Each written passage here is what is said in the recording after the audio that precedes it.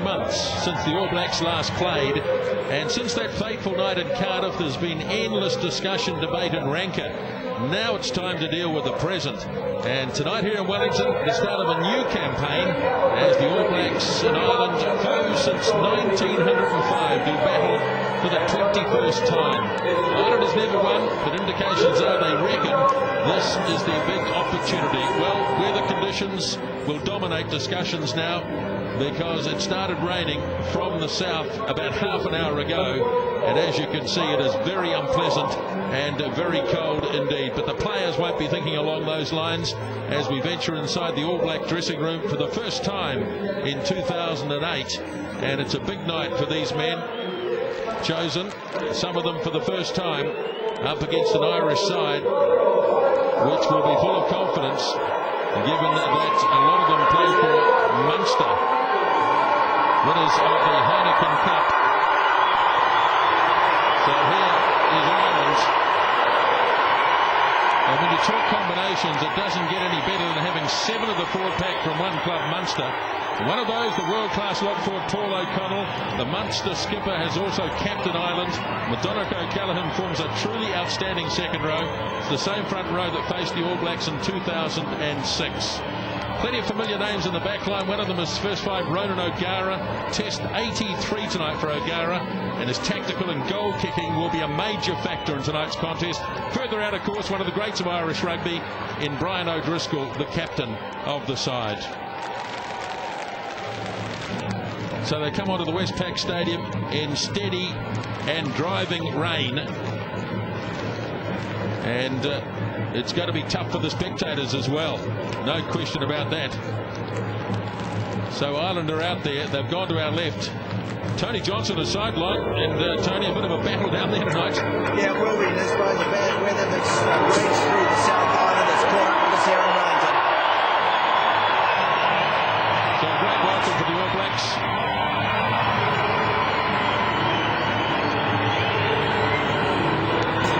And in many ways it's a new look All Black forward pack since they last played 7 months ago. And after an excellent season with the Blues, Jerome Kano returns to international stage that he left 2 years ago.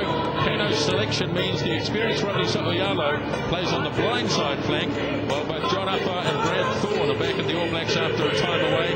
And a big night too for North Harbour's Anthony Tuatavaki as he debuts out of the right wing side. Better known perhaps as a midfielder, Tuatavaki is on the end of an exciting looking back line that includes the blockbuster Ma'anonu, world-class number 10 Dan Carter, and one of the great finishers in the game, Sitiveni Sivivatu. So there's the look down on top of the Westpac Stadium as we stand by now for the anthems. Of Ireland's call and the national anthem of New Zealand.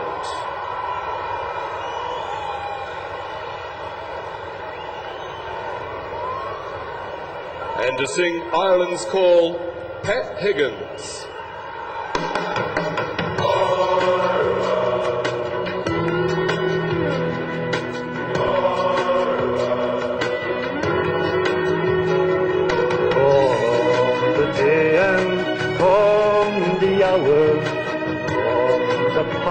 And the glory, we have come to answer our country's call. From the proud provinces of Ireland, Ireland, Ireland, together stand tall. Shoulder to shoulder, we will answer Ireland's call. Ireland, Ireland, together standing tall. Shoulder to shoulder, we will answer Ireland's call. We will answer Ireland's call.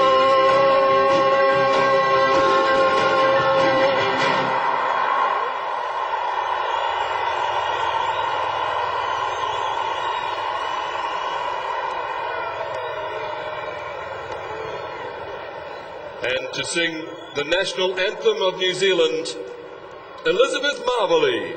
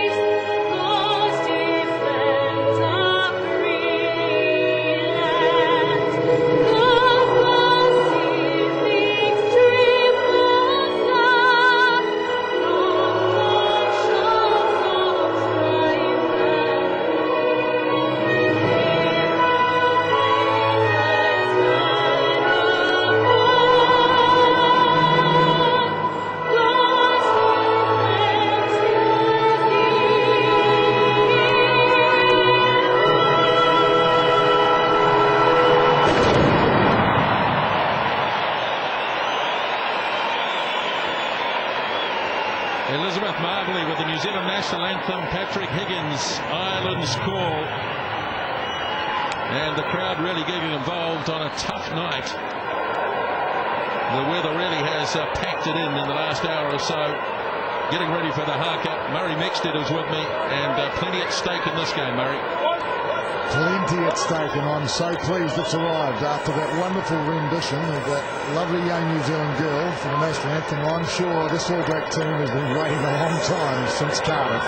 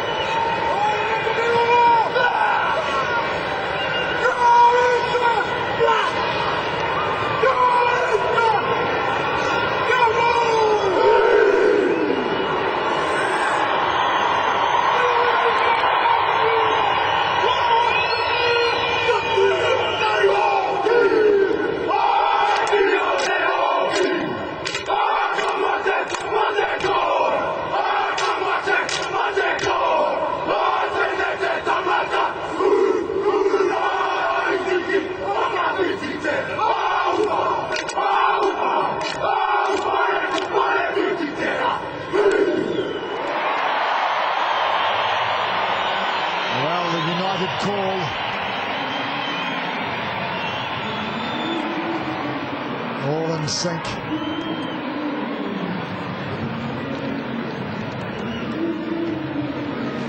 As the rain comes down. A staunch look from the Irish opponents. Plenty of passion, plenty of fervour in the All Black haka. They've been waiting a long time for this game, and it's about to unfold. Chris White of England has the referee tonight. The touch judges, Nigel Owens from Wales, and Matt Goddard, Australia. Christophe Berdoff of France is the man upstairs, and he'll be pleased to be upstairs too. I think anybody upstairs will be pleased tonight. It's a shocker down at ground level, but the game will go on.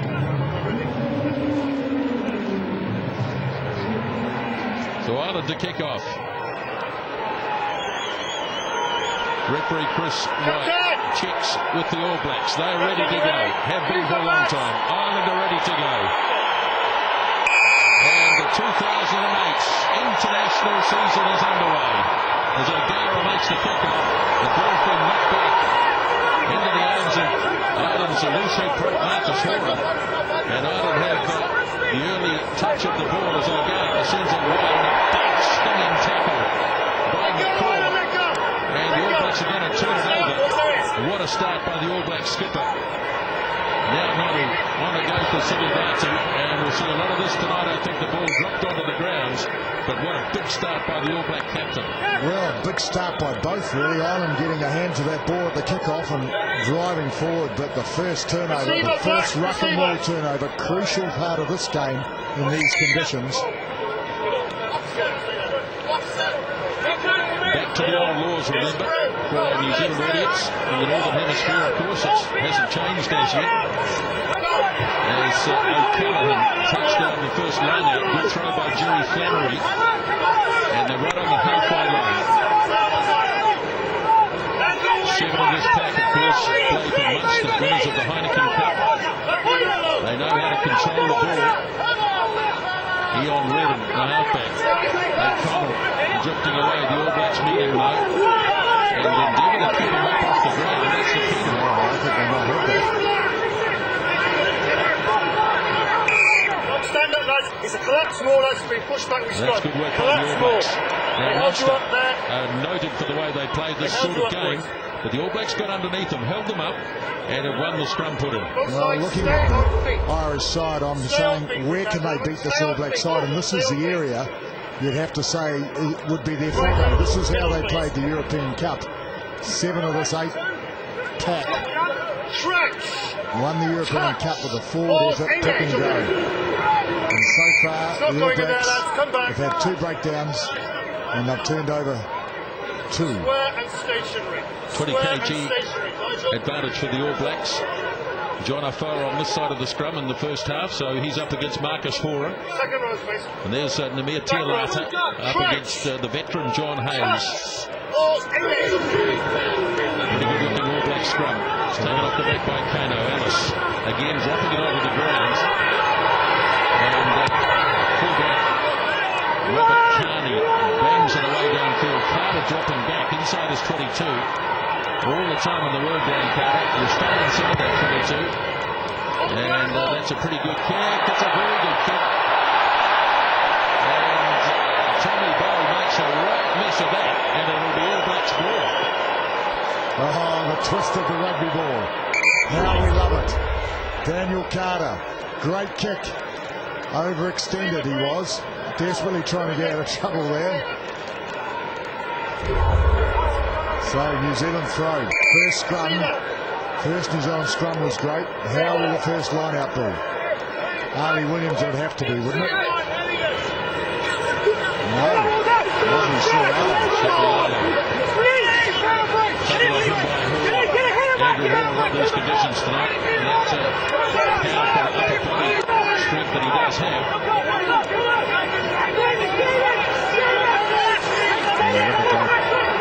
United, determined. Well, been turned over. All Blacks making progress. Let this stop going. Momentum. Only 6 metres away here. Declared their hand, the All Blacks. They're going to take them out up front in these conditions. TNA is spinning his way out of the couple. Showing good strength. Now they land back. They're going to keep it going as well. I'll tell you what a great effort. If they could score a try here, it would be a most remarkable application to what we're rugby. Ireland resisting. Now it comes to Ellis. Comes it wide. Carter drops it up and intercepts.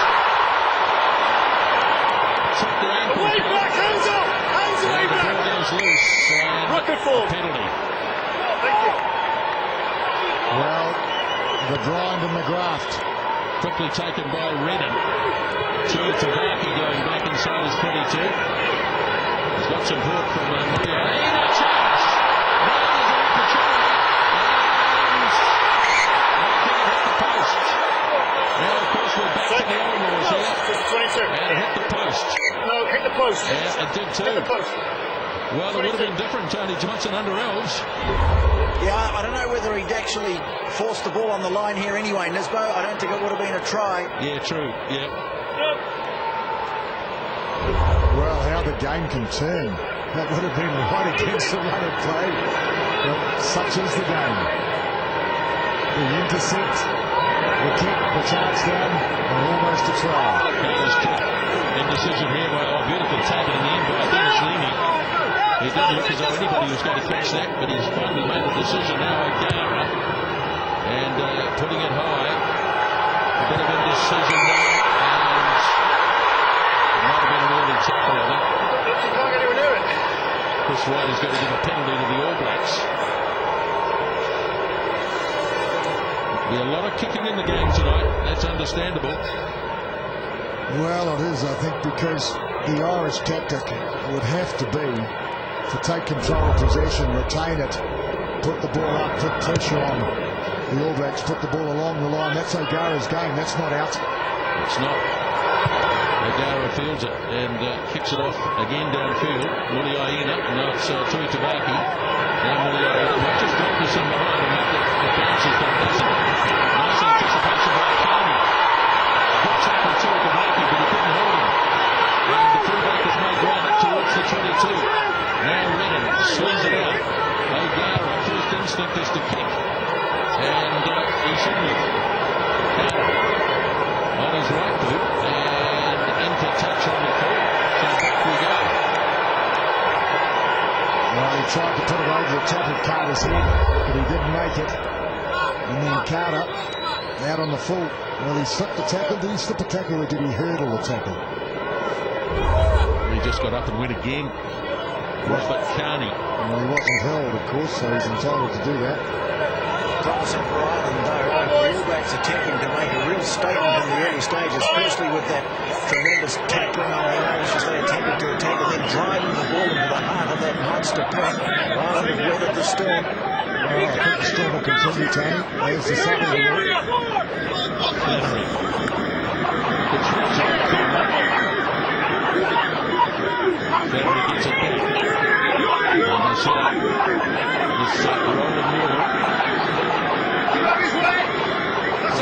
a little over the head there.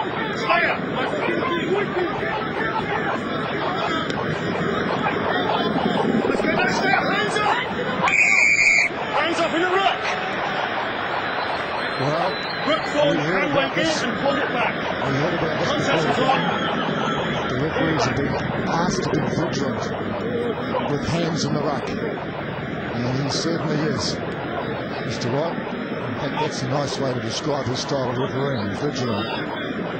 Ready's gone right in there. That'll be the first shot of the night for Ronan O'Gara. With 827 points in Test Rugby. It's been around a while.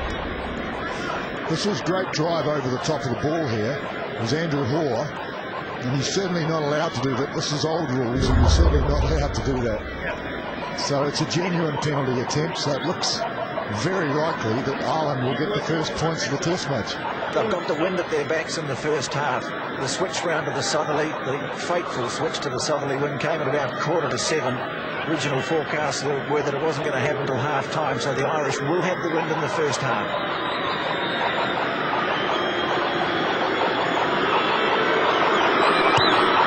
O'Gara's first kick is successful.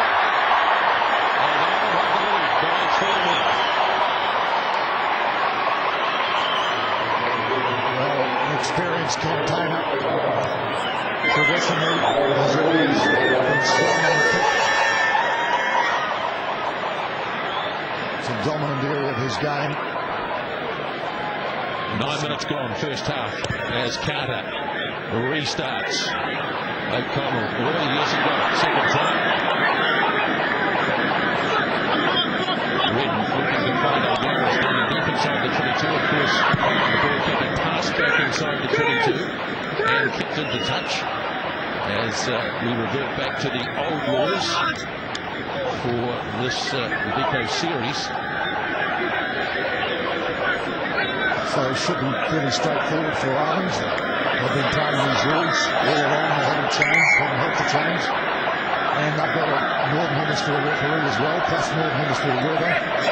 So business as usual for them, I would say.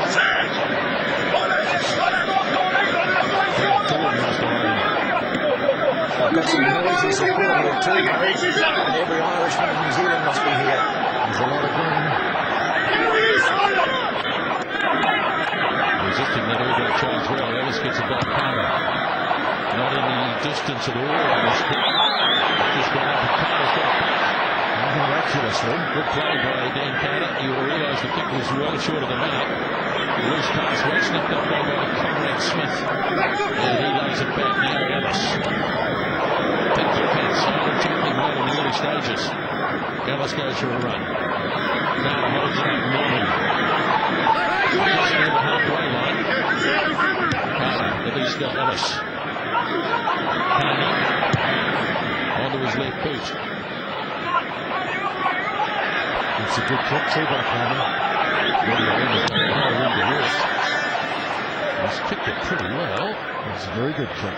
But the touch judge reckons it's only gone 10 metres. It's too easy to run with.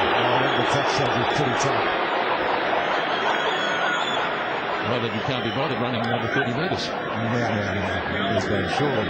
Touch judges are pretty spuddles. There are any touch judges now, mate. They haven't got that grandiose title of assistant referees. Yeah, why to be? Not much.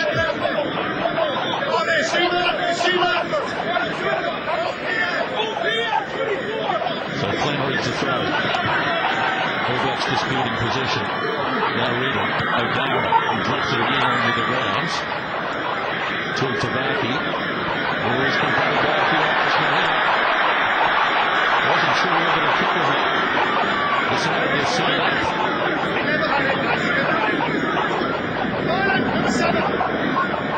So there's some sort of uniformity there. Ellis in position. Carter will be stationed in the end goal area to make his clearance. And where it is now.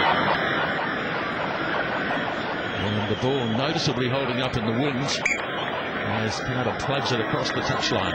Yes, that's exactly what he punched it. Beautifully kicked. He's a southerly gains momentum, no doubt. So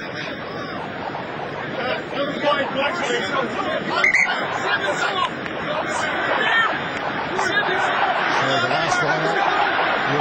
contesting, very close. Let's watch this one. And again. Just on the All Blacks side. Nicely stuck up by John Alpine as McCall fell over. Or slipped over. And the All Blacks have one against the throw. Gives Carter a chance to carve up a few more meters. Not going to find the line though. Shane Horgan, the big right winger, is in touch. He didn't look comfortable, did he, Horgan, when he caught that ball? He must have realised he was on the touchline. Listen. He's a big boy. Listen. Nothing subtle about the Irish tactics, though. They're just going to boot it and get after it. Now, on the stands up front, though. It's scrum time and line-out time. New Zealand with a bit of a signature already. Wait, no. You're either in or out, okay, where you receive or not. Okay.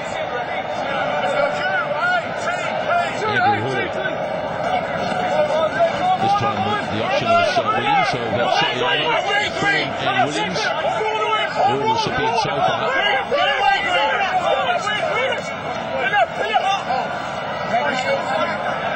Ellis clears it out for Carter. Flat cross kick, but straight to Tommy Bow. And again he kicks very quickly. And Carter drops back. Number 7 hole, please. Tony waits. So we'll kick-a-thon. The moment Ireland get the ball, the first thing they think about is how far am I going to kick it? That's exactly right. I will say that the All Blacks are rather conservative too, and I don't blame them. With such a slippery ball, they're happy for the ball to go inside the 22 and then punch it. So Carter on that occasion though, kicking the ball. The kick pass, I call it, was gathered by Ireland. Williams, just a little bit short that throw. Didn't quite get as far as only Williams until Ireland had turned over. Well, I think the All Blacks have got it back, yes. So Ellis, away for kick-up, and now it's McCall. Now it's Carter. Out to Smith. Smith showing good pace. Smith is through.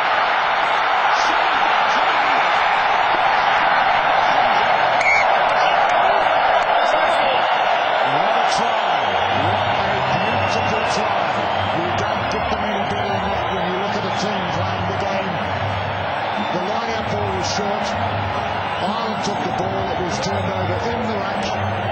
The Irish backs were deep, the New Zealand backs spun the ball, they found space out wide. Have a look, it was turned over Harley Williams. It was, no, Andrew Hoare, I think. Andrew Hoare, yes. And have a look at this. So they had to go, Smith clapped on the pace because there was a bit of depth. A bit of an opportunity, the gap open, he just took it. He ran straight, he drew the Irish defence and he threw the perfect pass. Sydney Batu, the dive before the line for all young wingers watching it. Everything was smart about that. Well, that's what I've come to see, and so's the crowd. Well, Conrad Smith wasn't everyone's choice at centre, but he did a marvellous job there, and he left Brian O'Driscoll in his wake. He stepped in, and then when O'Driscoll came at him again, he hurdled the tackle, and then a precision pass in these very difficult conditions, expertly finished off by the flying Sidi Batu. Yeah, he was my choice though, Tony. I think that he's such a clever footballer, you know, he seems to do so many things so correctly, and running off Mono, I think we'll see some more action yet tonight. There's Carter from the sideline, looking to bring it round on the wing, but not able to do so. Well, what a try that was to start the 2008 international season. May we see many more like it. Smith showing deceptive pace, often been talked about with a lack of pace, but there was plenty there. And one of the great finishers, 22nd test try in his 22nd test. Oh, it's got a ring to it. Oh, indecision. Nobody wanted to take it, and poor Randy Ellis is on the bottom of that. And it's going to be a scrum against him. Be careful, leave it alone. Loud call of mine, and the All Blacks have forward, It paid for this. drifted, and there was nobody deep behind Harley Williams. That should have been taken by Kino. That's twice, 2 kickoffs. They've failed together. Can't afford to do that. After scoring a try like that, you've got to take the ball. Keep it and get out of your territory. Now, big opportunity, Ireland. Tracks. Touch. Pause. Engage. Big opportunity. Look at Horslet. All Blacks are going to put big pressure on this scrum. It's a test for Ireland. There's he's standing O'Gara. He's standing wide. So he's not looking for a drop kick. Okay? Square and stationary. Take the hit. He's standing wide. Take the hit. I think they're going to have Hold a go. him up on there. Or maybe the short side with the way he's standing. Maybe going right. Hold it. Up we come, lads. And firstly, they've got to run the ball properly, don't they? Leave it. Do not. Language and look at calm. Let's go, Archie! Second rows. Crouch. Touch. Pause. Engage. Not there, lads. Not there. That was just set down. Let's be careful where we're doing this, lads. Just a touch in here, lads. Look to me like. On the mark. Maybe the referee said he lost his footing, so he may well have. Pause, engage. Look at his gun.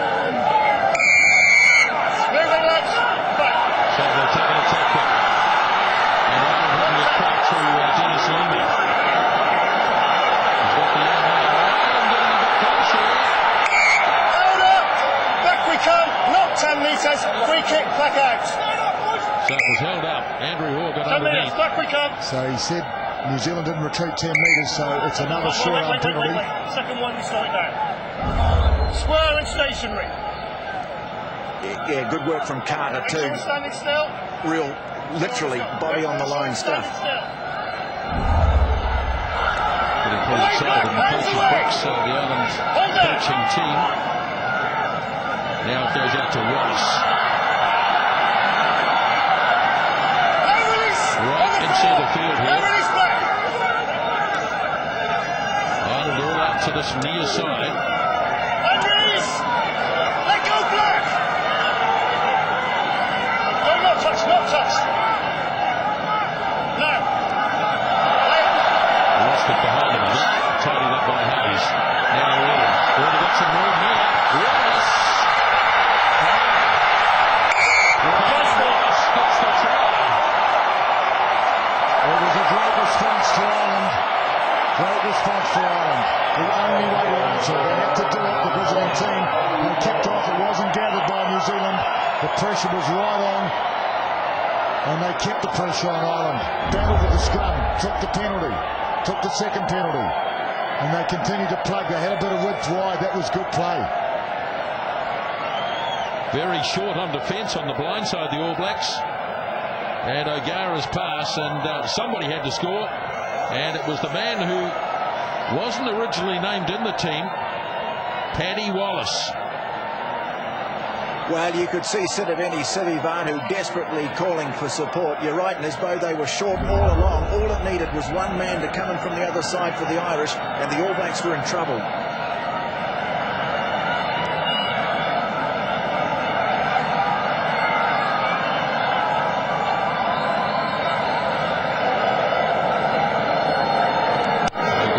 Conversion attempt, and he is away to the right, so Paddy Wallace picks up his second international try, and Ireland back in front 8-5.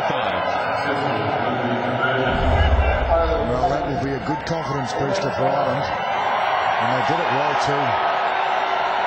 There was certainly space in the short side. Kick off too big.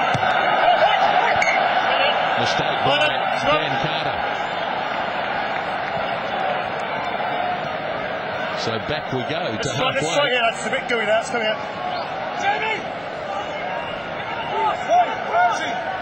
I really do think this win is a big factor. It's certainly got to be worth points to the team that's playing from right to left on screen. Also making it difficult, that swirling effect to judge your kicks, particularly when you're kicking into them. Hang on, lads, we're going to change the ball a second. Just a different ball and try a bit. Well, they don't like that ball, so they want another one. Same story. Nigel work this side. Second row space. Ian Redden who plays for the Wasps club in London. They just had a big triumph in the Guinness Premiership final, so there's plenty of winning players. I'll tell you what, the Irish scrum is under pressure. Well, that's an encouraging sign for the All Black scrum to be dominant. They want another one. You want a scrum? Scrum. Once it's been there, we've had a look at it. Let's get it in, please. Psychological little moves like Number going to chess. Number 9, middle ball. Remember, the Irish scrum was also under pressure when they were right on the New Zealand line, and it resulted actually in a penalty to Ireland, which would have been a 50-50 call. It's okay. That's it. Use it. Off the back, Kano to Ellis. Again keeps it low. Shadow across by Carney. All three. Smacks it away downfield. Carter's back there with McCaw. And he goes high this time. This is a towering kick.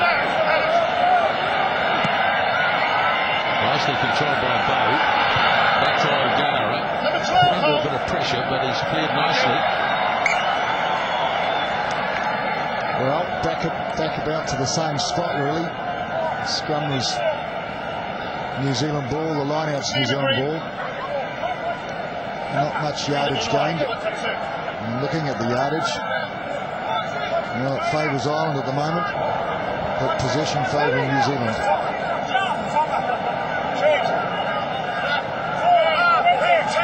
24 minutes gone first half. A try apiece. Goes short to forward.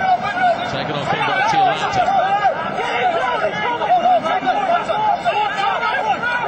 Irish player, I think, on the ground there, just inhibiting the progress of the All Blacks as they now make some grounds. Tialata snaps it up. Still going. Good powerful run again by the put forward. Doing the hard meters up the middle and gaining a penalty. And this will be an applicable position for Dan Carter. That's where the ball didn't come back, all right? I can see your hand. It won't be easy. He'll be pushing into the southerly, but I think he'll have a go. Do you think so? He might kick for the line and have a line out. Another drive. Now, this is the real McCoy. This is Test Rugby, Murray. It's the real stuff.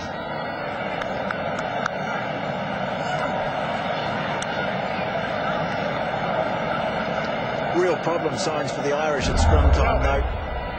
Kelvin, can you hear me? The man they really putting the heat on is Hayes, John Hayes. Played a bit of rugby out here in New Zealand, played down in the Southland area at tight head prop. He's copping a fair bit of attention with both, you'd imagine, Hoare and Tialata really zoning in on him. He's been around forever. 85th cap tonight, 34 years of age, 7th test against the All Blacks. So he's been through the ringer before. Now Carter.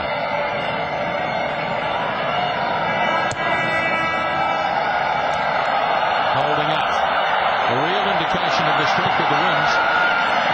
And the kick downfield going to Mills Muliaina. Brings it up to halfway. Nicely weighted kick to Muliaina. As O'Driscoll goes early and takes it nicely. But a lot of black jerseys there. Green going forward. Be careful with things. That's a very dubious he's coming back. I want him out of the way. New Zealand driving over the top of O'Driscoll with the ball. I'm looking at where the scrum went to Ireland. Stop the game there. Well, the only thing that saved him, look at this, because it came from a high kick. Taking the kick down, Murray. Oh boy. That's still, lads. Hold still, Green. Nifty footwork. I'd imagine someone, maybe someone with an Irish name who used to play rugby with here in Wellington might have taken note of that one, Murray. Wait for the call, lads. Mike O'Leary you're talking about. Could be. Lucky O'Leary. Well, he's the citing commissioner, I think the correct term is. Touch. Ball. He used to enjoy that sort of part of the game himself, I think. Here's untidy ball. And under pressure is Heaslip at number 8 for Ireland. As it wasn't really controlled at all in the scrum.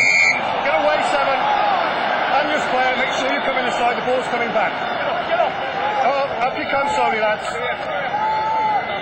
Both McCaw and So'ialo penalised. you, Nigel. Try and get away. Same position over there. Get away from the ball. Have you rough ball it. Well, driven over the ball by their teammates, weren't they? With that Constitute sealing it off, and that's what he's been told to be tough on. pretty tough call. Another bloke with an Irish name responsible for that. No names mentioned. Is this a quiz, Tony? I'm talking about Paddy O'Brien. Well, that'll be the first one. You got me with the second one. 12 minutes out from half time. Chip back by O'Connell. Redden runs into the trap. Smack in the corner. Is it right sure as well? He's actually fancy the chances of getting this game, I reckon. Yep, there it is. Now Carter drips the kick across field. Here they all come. Carney gets a nice bounce. And the ball's in touch. And it came off an All Black. But all he needed a nice bounce, and he got it. Well, another good turnover. New Zealand, and it did come from great defence in the line-out. Soialo was deep. They trapped the scrum half. He had no chance, Redden.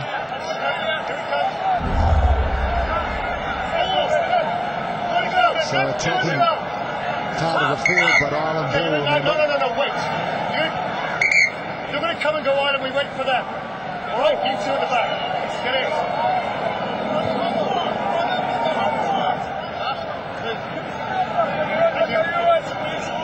Breakdown turnovers, crucial. 4-1.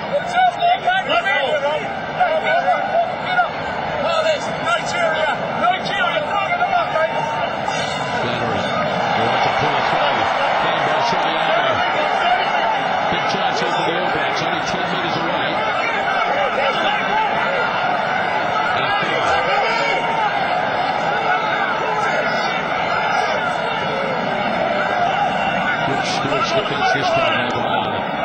Andrew Roy, Anthems across to Williams.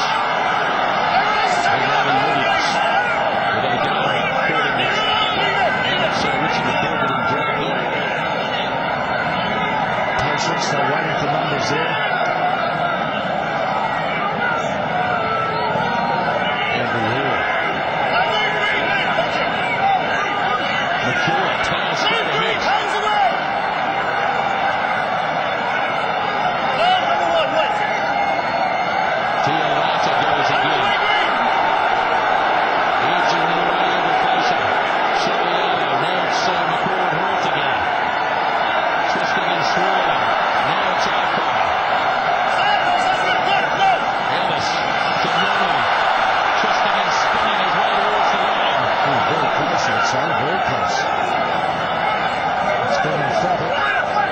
Conscientious. John O'Connor just struggling to get to his feet. And your players lying on top of him. Shortly.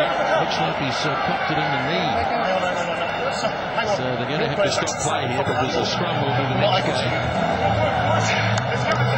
Well, steady as she goes. New Zealand very emphatic in their style, very determined to control it, to drive it, to dominate up front. And I think it's wise. It's a prudent method of attack in these conditions. They're not prepared to chance their arm. Do they need to chance their arm? No, I don't think so at this stage. Let's have a look at John O'Connor. He's got the ball here. And obviously as he goes to ground, he just twisted the knee. Getting good value out of both of these big prop forwards. Driving in these dreadful conditions. That's where it went right there. Look at that. The weight of Wallace's leg, or body on his leg. I tell you what, he may well go off. He knows John Schwager ready to come on, and that'll mean a switch to the other side of the scrum for Nemia Tialata. When you see a twist like that to the knee, you're worried about it. Well, he's going to stick with it for the moment and just see how it pans out. Well, it's a pretty crucial scrum to be not 100% on. New Zealand would want to be getting a go forward here. They'll be wanting to score from the scrum. Off the back goes Jerome Kano. Trying to bash his way through, but the defence is good for moments. Kano's got it there. Now being snapped up by Thorne. Lays it back for Tiranata.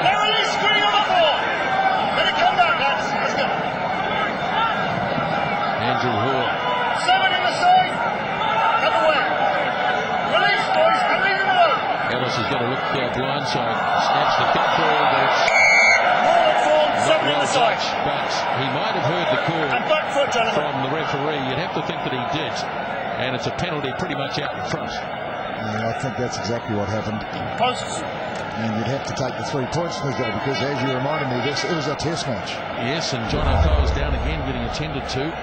So an opportunity here just to get a little more attention as... Now there's the arm goes out, so there's plenty of time for Ellis to appreciate the scenario. I don't think it's looking too good for O'Farrell at the moment, Tony. No, this man's been getting his instructions there from Mike Cron, and I think this is it. Well, that's tough actually, from working his way back into All Black contention.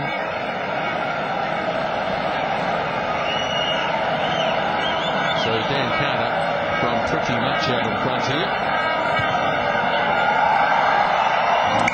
It's the penalty goal. And so the teams are level again. With about 7 remaining in the first half. Well, I guess if you're an All Black supporter, you'd have to say all that attack and only needed 3. Changes been made. Again, a bit of indecision in the finish at City Bartu, who makes the call. Yes, the change has been there. John Strelga is there now. And Ellis turns and bangs it to touch. So now it's an all-Hurricane straight row. Well, you'd have to say they've had plenty of practice together. And in fact, I've been scrummaging well too. Soldier has had a good year in Super 14. He's been a powerful figure for the Hurricanes.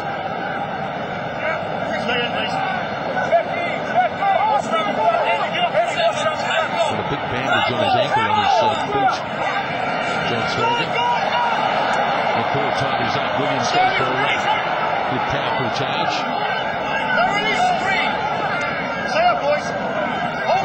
Ellis has Carter standing back inside the 42. Makes much better contact this time. Mostly claimed by Horgan. Now the kick and chase from Candy. Moyaina. It's a midfield kick. Claimed by Bow. It's run into by 2 to Rugby. The All Blacks get there quickly. Ireland inside their own half by 5 metres.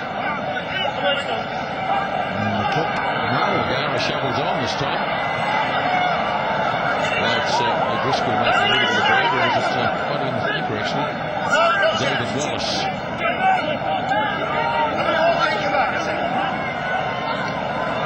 O'Gara charged.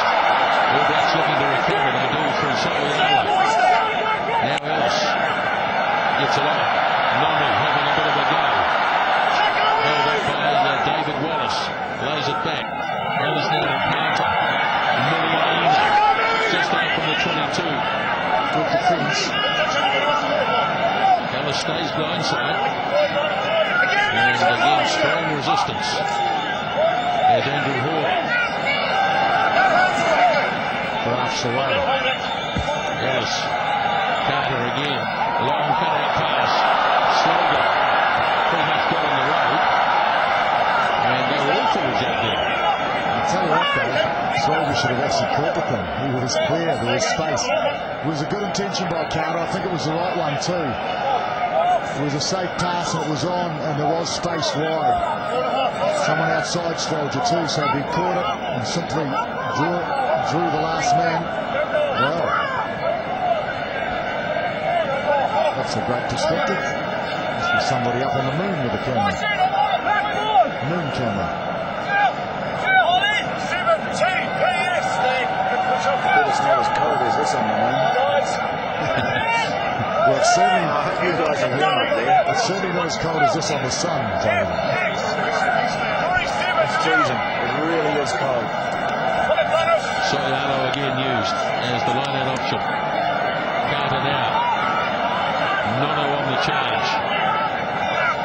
Ellis goes short to Williams. It's great defence. It is tremendous defence. Andrew Hall rips the ball off Ellie Williams.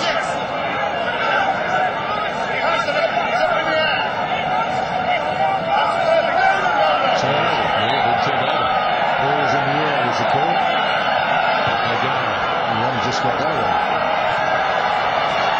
Now the bounce of the ball again, and it bounces favourably for the All Blacks in the finish.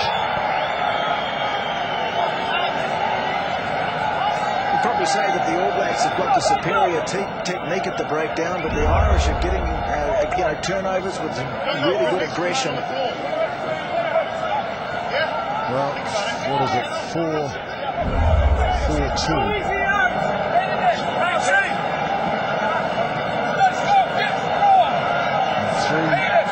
Against the throw to one. Pressure all phases, I think. Just over 2 minutes remaining. Deflected again to Ellis. Down on his right foot. Morgan waiting. Just an all black territory. And this will be a stop. He's on the floor, he can't play that.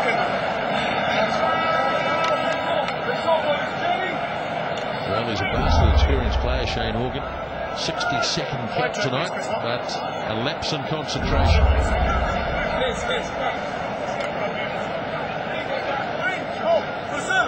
Yes, he sort of looks like he might battle a little bit though with the ball in the air, and in these conditions it wouldn't make it so easy. So another New Zealand scrum. And the pressure remains. Still a good scrum, isn't it?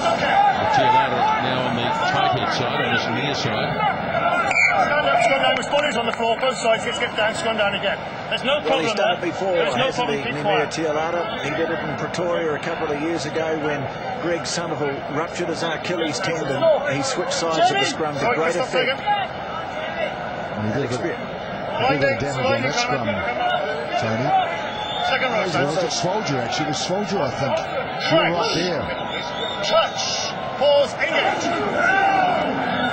Stay on, boys. Don't go no touch.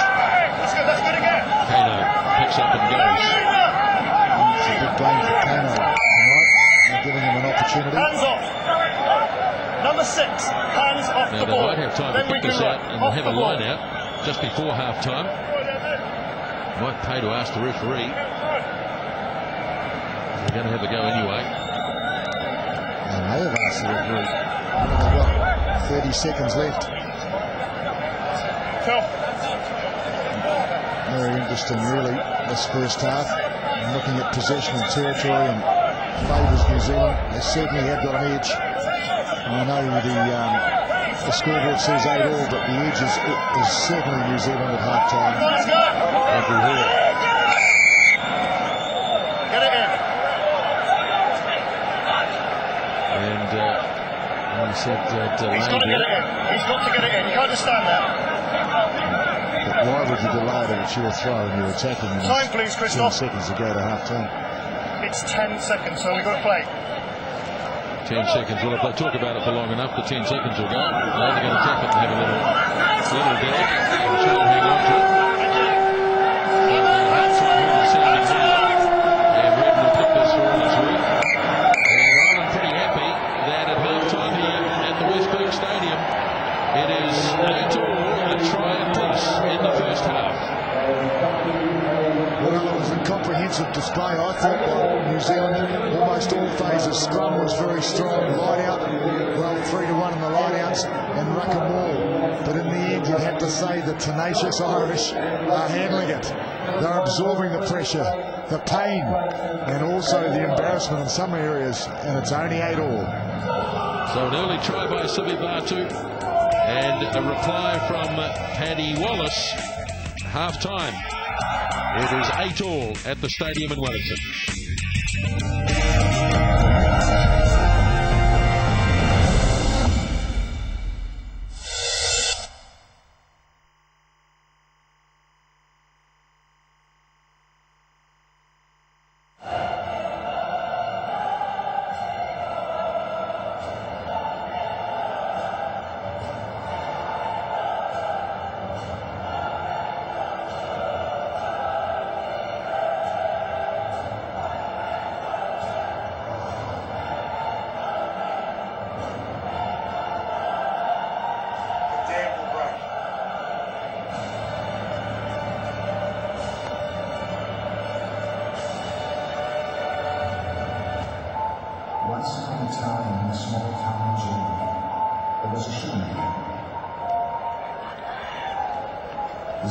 was Paddy Desper, and the 1954 World Cup final, the German football team used its revolutionary sporting skirts to help defeat the American World. He wore boxing boots for the greatest of all time, and signature shoes for some of the most powerful tennis players who graced his court.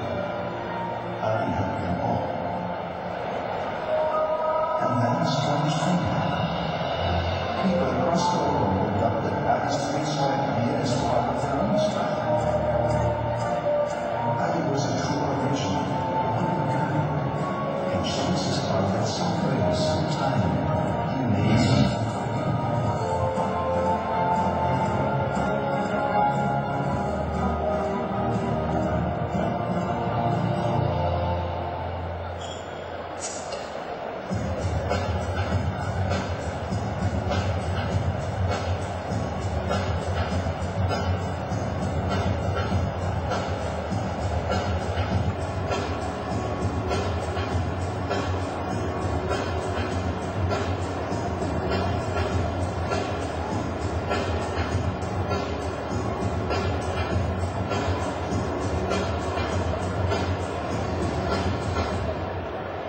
Ladies and gentlemen, please welcome back Elizabeth Marbley.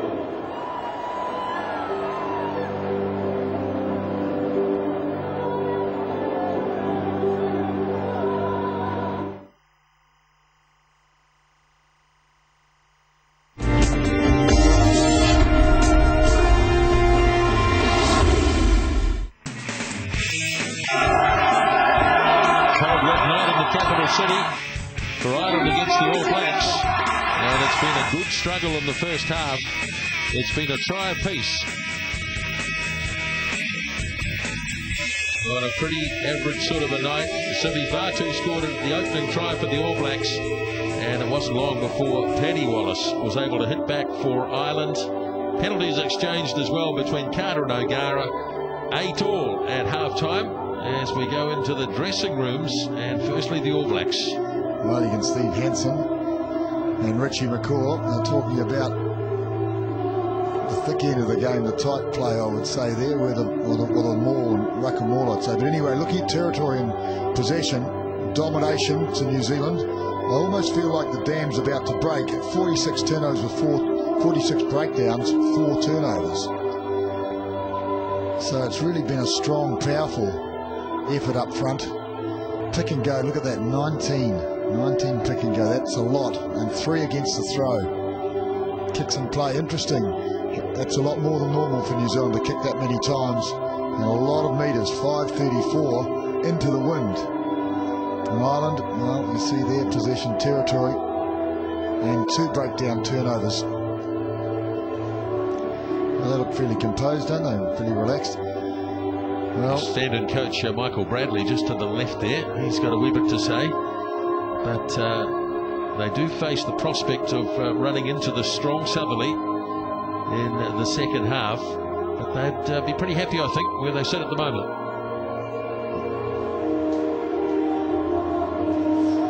So the speech is being made under the grandstands. The crowd's staying warm as they possibly can, and they'll be back on the park shortly. 8-all.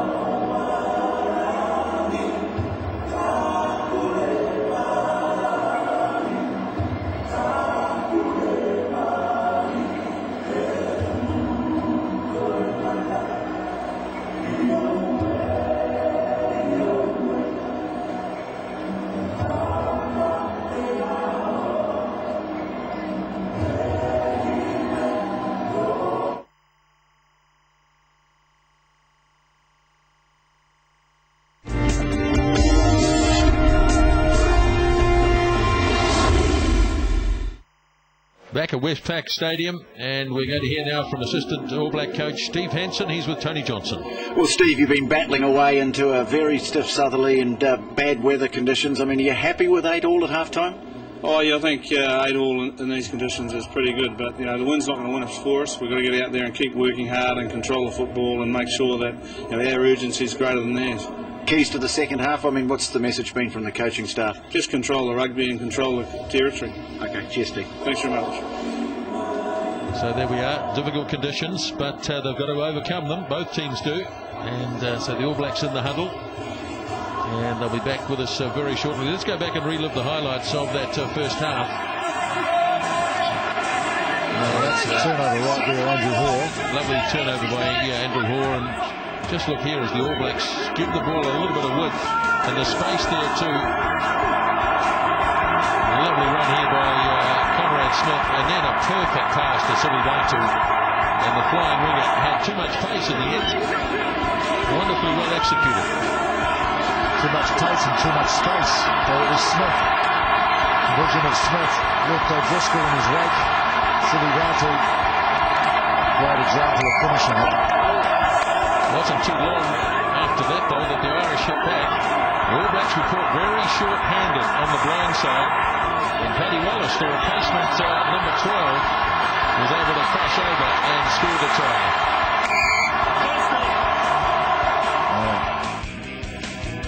So this is Wayne Smith and Graham Henry. Looks fairly serious. Well, a lot of pressure on those guys, we all know that. And these are the guys that have got to do the job now from the warmth of the dressing room. And it is, well, it's a real winter night. It is indeed. Sure, the folks in the South Island who have already copped all this will know exactly what we're talking about. Well, we've been waiting for it. We've been waiting for it. It was supposed to come a month or so ago, but it's hit as the Irish hit town. Remarkable how many Irishmen there are in town, you know, just walking around. I know so many Irishmen in this town have never been here before. Even one from Hawaii. You know, there's an Irishman living in Hawaii who's come to New Zealand to watch his team play. A slight change of weather conditions for them, no doubt, but they're in good spirits, the crowd. Not as many as would have been here on a fine night, I'm sure, and most of them are pushed up to the back of the grandstand so they're not getting wet. So, back come Ireland. 21st Test match between these two nations. We all know the record. Ireland have never won. They got to a 10-all draw back in 1973.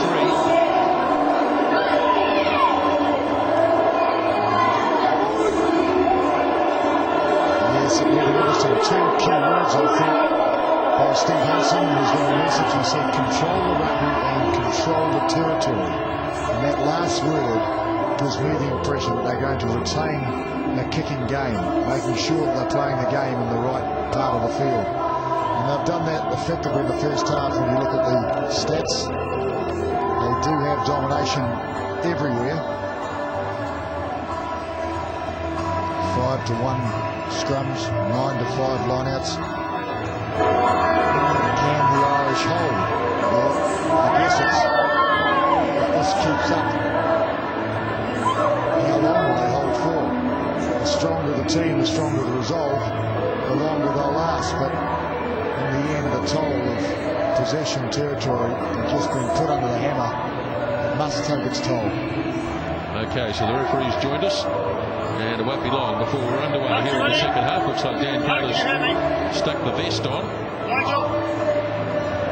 John out of the game, replaced by John Swalger. Captain! So time on in the second half here at the stadium as Carter gets us underway. And Items take the ball in just near their own 22. This is a good serve right at the middle of the park.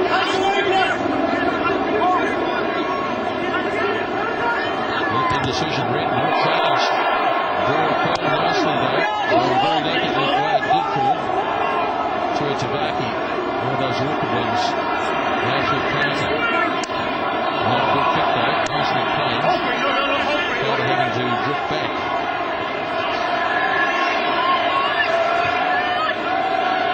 Taking work the win, of course, so that's a very, very good kick. Although the touchdown didn't appreciate it. That was pretty tough, wasn't it? He caught it with 1 foot and touch and 1 foot in play, and he got no yardage at all. Black, please, black! So there'll be plenty of urgency now in the second half. A lot to play for. Donica O'Callaghan here with the Lions in 2005. So was his locking partner Paul O'Connell, who's got the ball now. Leave his legs, one. The only non-Munster man in this pack is number 8, Jamie Houston. Have a look far side. Yes, and they'll move leaning to the side of the scrum. You can't get him right either.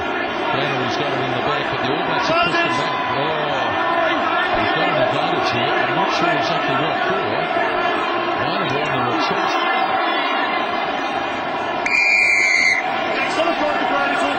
Oh, that's nonsense. Let's have a look at number 6, please. That's nonsense. The All Blacks were pushing forward. Now, if anyone pulled that down, it was Ireland. That is a nonsense call. Sign him up, please.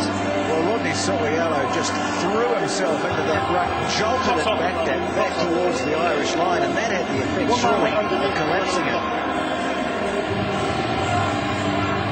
Well, it was a counter ruck, really. Well, that's where he hit his nose. It'll be a broken nose. There's the ball there, just to make it worse. But that wasn't what the penalty was for. The penalty, the accusation was that New Zealanders were coming in from the side. Well, I find that difficult to believe because you've got to be able to drive. If you drive forward, you have to be able to get him from behind to do that. This is the first drive. Well, we can't see the angle of the field here. It's difficult.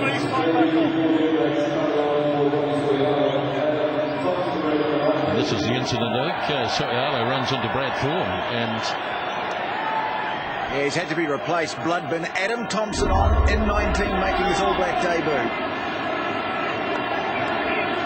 Well, what a moment for Adam Thompson. Fantastic. I'll tell you what, they missed the work rate of Soriello. He has a huge work rate.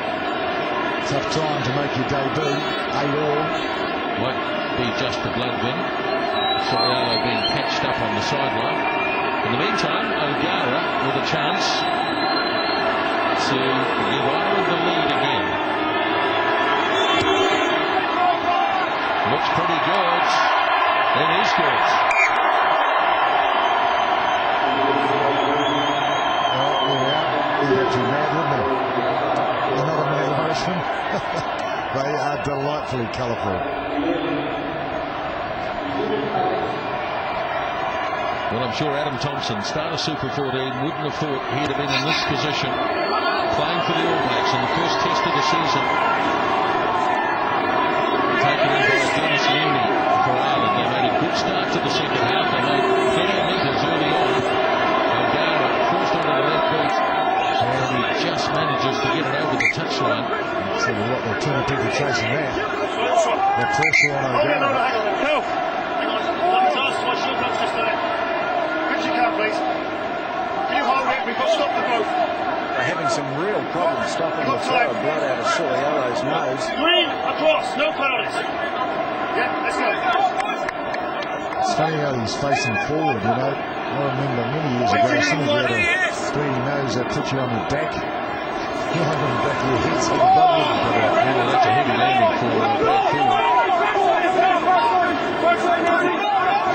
All Blacks surrender as well.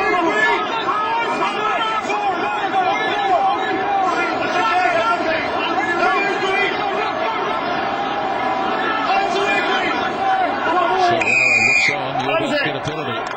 And they'll rake it back with the hands. Now Carter will have a shot here, and it's on the right side for him. You reckon that was because of the hands with him, or evening up the score? Well, who knows?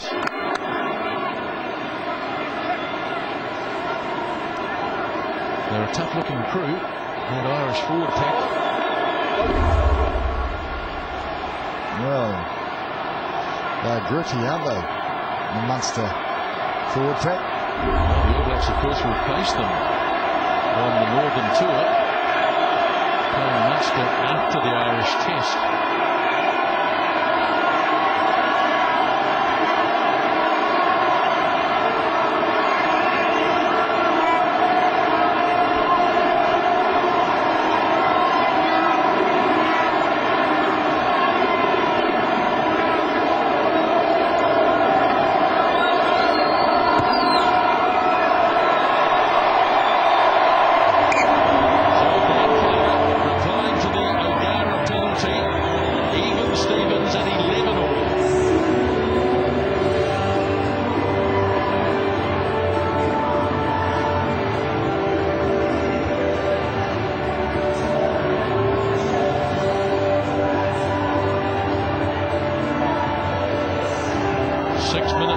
Second half.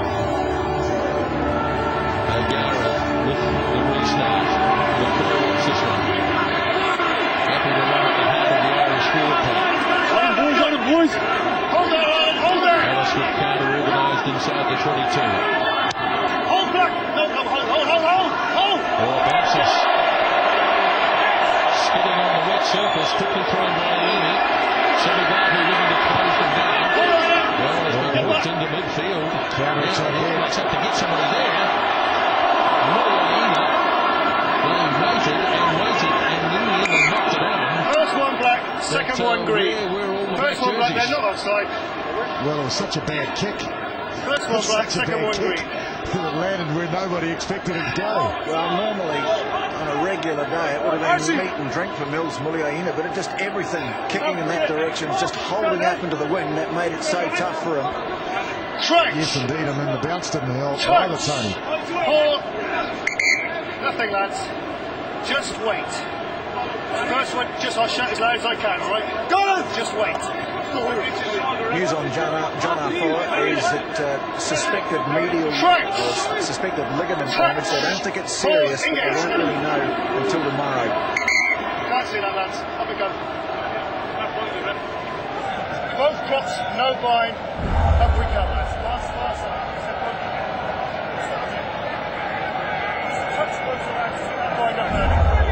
Hold still, middle ball.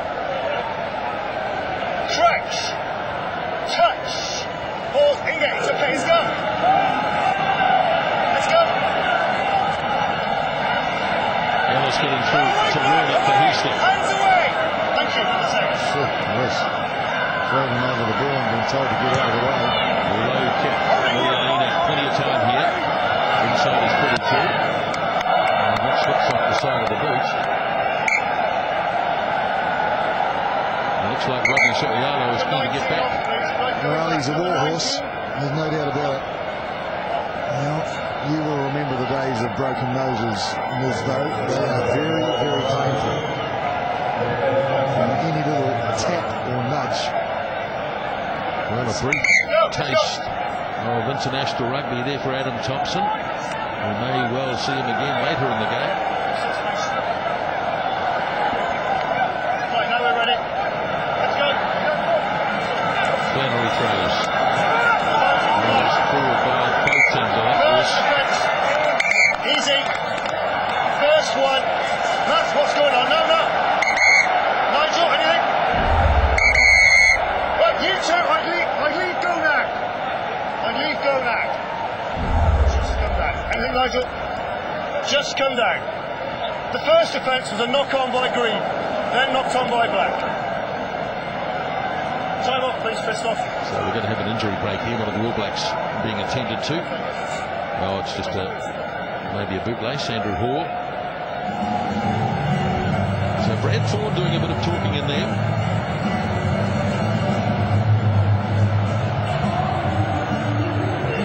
So 10-7. Paul O'Connell. Let's look at this outstanding international player. That's the one they got against the throw. He really has been a key man in the Irish pack for many, many years now.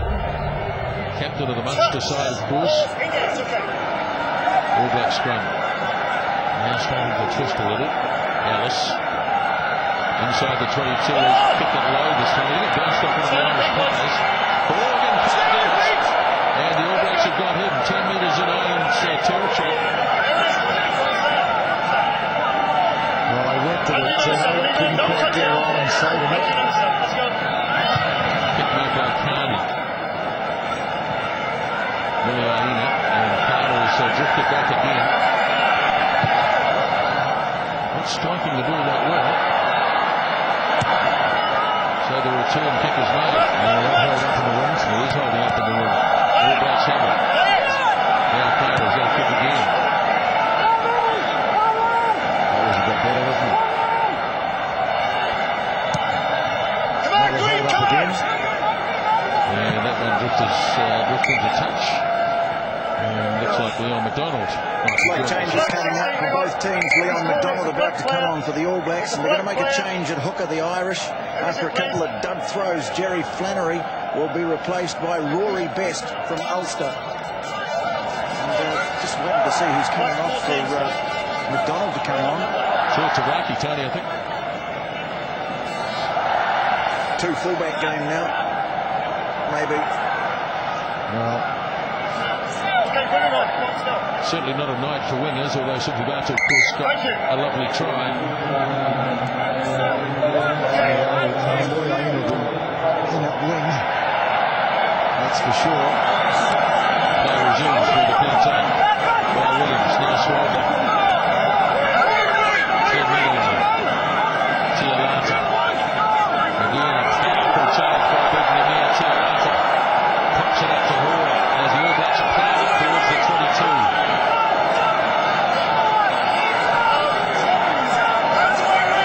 This is where they were so strong in the first half, New Zealand. Picking goes 19-2 it was. They played with New Zealand in the first half. Andrew Hall taps it inside the 22 now. Tialata wants to have a look at it. I think it's just right, isn't it? Well, they both had so much yardage. You think they've been coached to do it again. Ireland's defence holding okay though. It's Payno. 25-4 picking goal. McCall straight up the middle. He's gone up the court. Now Ellis works it up to Brad Thorne. He's got Swallow there with him. And only 2 metres away. This has been really good forward play by the All Blacks. Now Carter drops it off to Noble. They've looked after him pretty carefully. Don't touch it, don't touch it! Recycled again though. Ellis goes for it. Carter drops it over the field.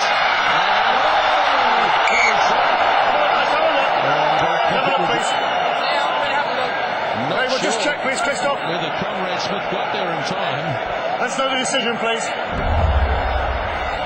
The try or no He try? missed the ball Let's know what all happened, please. together. And it was sitting right there and available. Well, Sittivatu,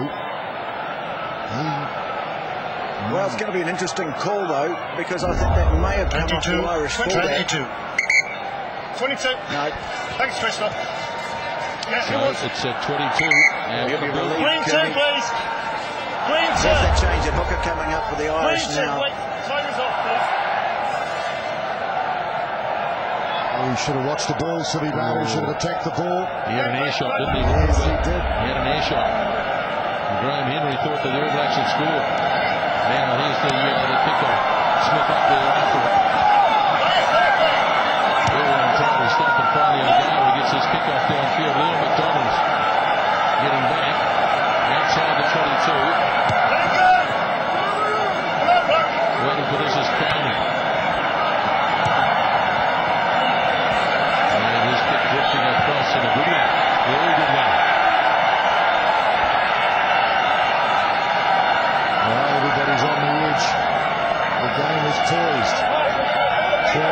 the second half. Locked tightly, 11 each. Stats mean nothing if you're not ahead on the scoreboard.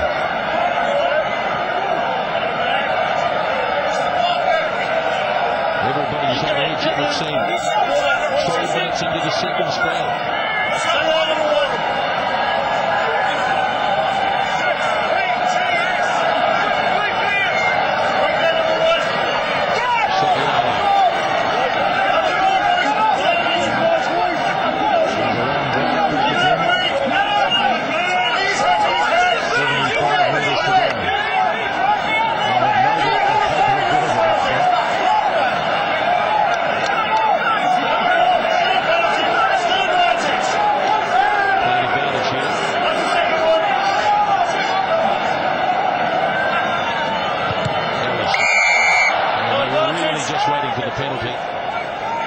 In these conditions, the penalty is golden because it means they can tag off meters.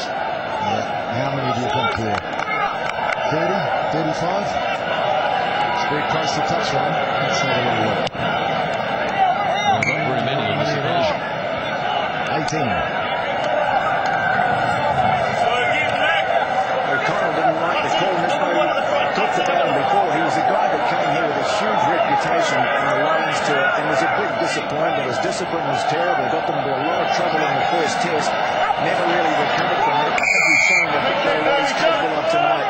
Here go the All Blacks. Off the free kick. Pano breaks the first tackle. Just in All Black territory. Williams.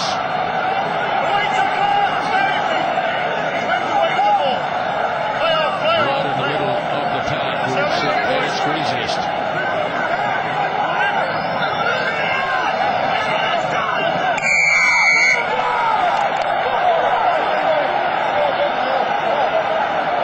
Well, he's got the All Blacks.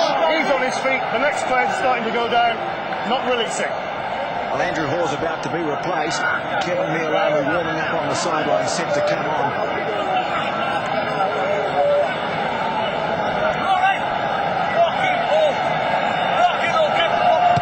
Mialamu then, 15 minutes into the second half.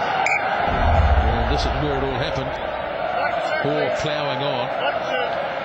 And players on their feet had raced to the ball.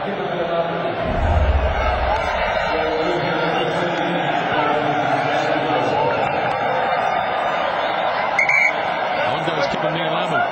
Where's he going? Well, they're both very good hitters. Paul lost again. See you later. There's no advantage. Score. It's not time. Can you stay up? No Just come advantage.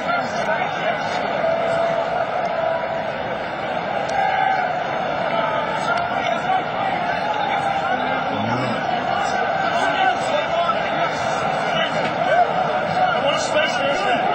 Tracks. Position continues to mount.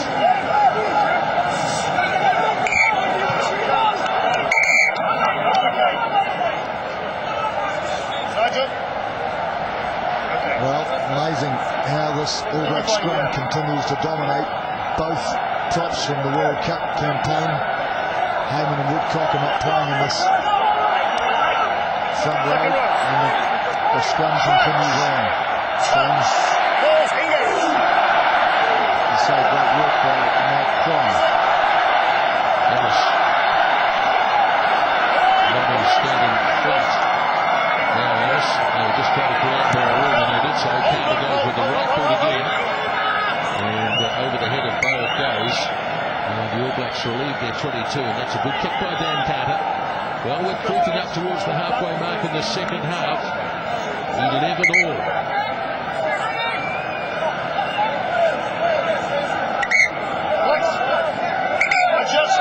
Rather than shortening up the line out. See if they can stop the rot here.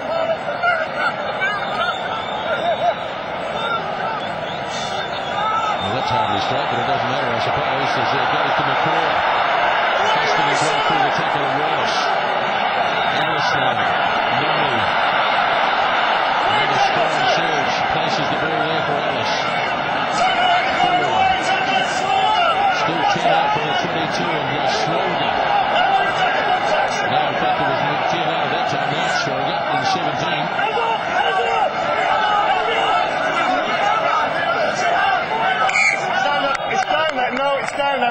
outside going forward. I'm not sure that was right.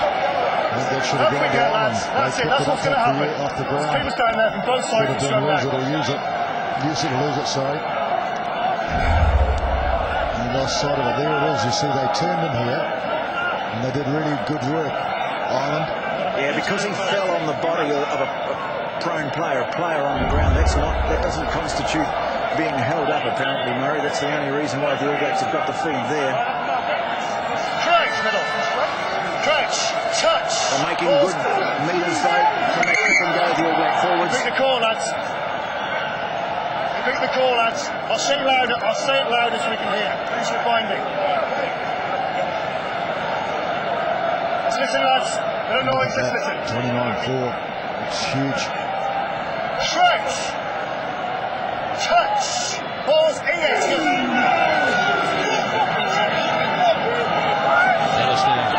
Spins it away for Carter. Tough Irish defence. Really has held up well. Away goes Ellis again. Williams, did he ever have control of that? No, he didn't. Lost it. He's ready for the bonus here. Easy. Easy. Number one. Number one, come here. Up you go, lads. One, come with me. One, come with me. Captain, come with me. The ball was knocked on. We're playing advantage. You've dived in. There's use of the forearm on a player from their side on the ground, and it's no longer that. It's now a penalty against you for diving in with a forearm. Don't do it again. Oh, that's handball stuff, though, isn't it? Well, it was unnecessary. Marcus Hoare. It didn't need it to be done, and I think he might be the bloke that got away with a bit of fancy footwork earlier on in the game, so maybe it's caught up with them. What's that expression? You get your just desserts in the end. well, silly stuff really, because Carter has a chance here. Yeah, he's just been given a bit of a telling off too from Paul O'Connell.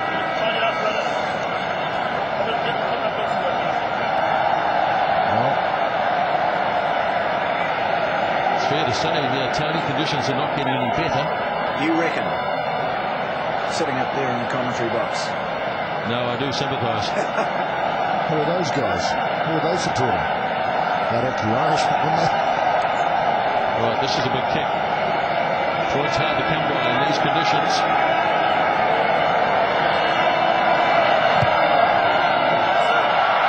No problems at all. All Blacks have a 3-point leeway. So this would be the time to field the kickoff securely. I'm sure that was mentioned at half-time. That would be about the only area you could criticise New Zealand in the first half was the fielding of the ball from kickoff. 20 minutes remaining. They got it. Fielded by the Irlanda.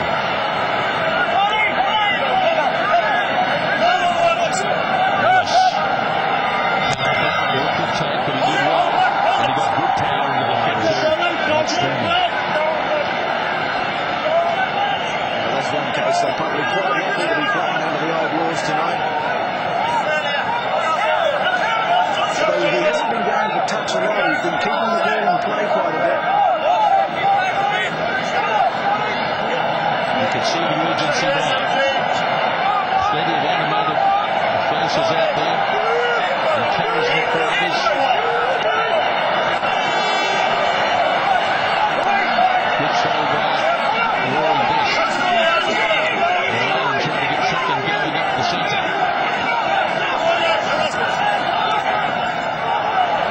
It's Hoare leading the charge. Now Reid. Getting very close to the touchline. And the ball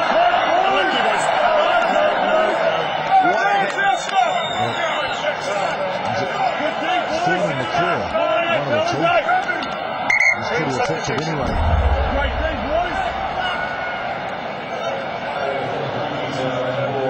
Oh, Richie McCaw, beg your pardon.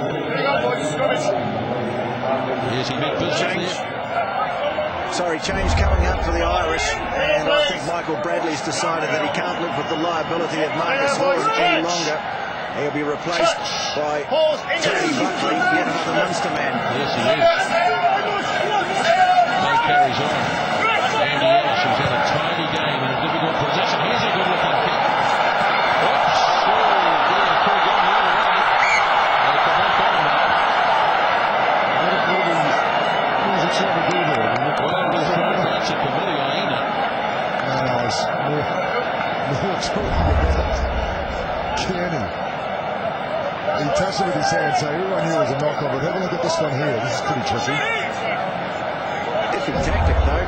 Robert Kearney got a luck a better bounce. He could have been running off into history then. Well, it could have gone easy the other way, and that's what was played for. Pretty hard to nail those things in conditions like that, but it was on. The wing was wide.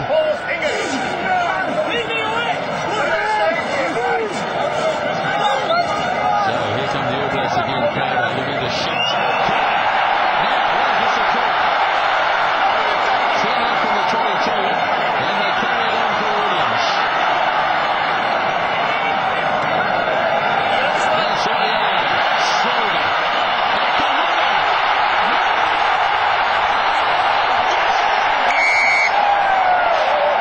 Yes, they hit to the Northern Hemisphere teams have not seen Christoph just this held up to man. make sure.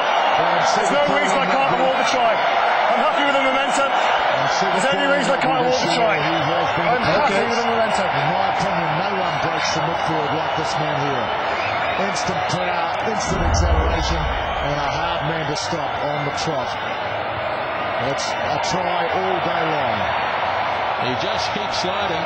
Momentum and Grace, no doubt the decision. No reason. I may award the try. Thank you.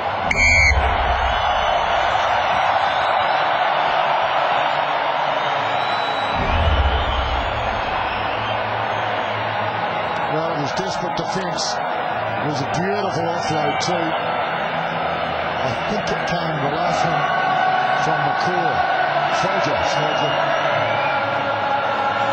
Yes, that's right. Well, the initial burst came from Carter, of course, and there was Williams involved, and it finished with a try, which should be converted, and this will give the All Blacks their best lead of the game.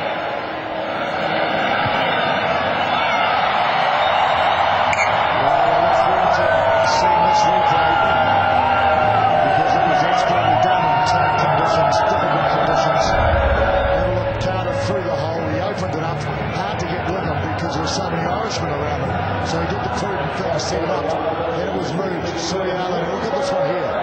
Perfect. Absolutely perfect. Well, there's nothing like a good try to stir up Mr. Phil. Still time to go, of course. That was well too well. 10-point margin for the All Blacks. 15 minutes remaining. O'Gara's got a kick into the midfield. Silivanu's coming in quickly, but ball falls back into the arms of Richie McCaw. And the All Blacks looking to tidy this up in the area of 22.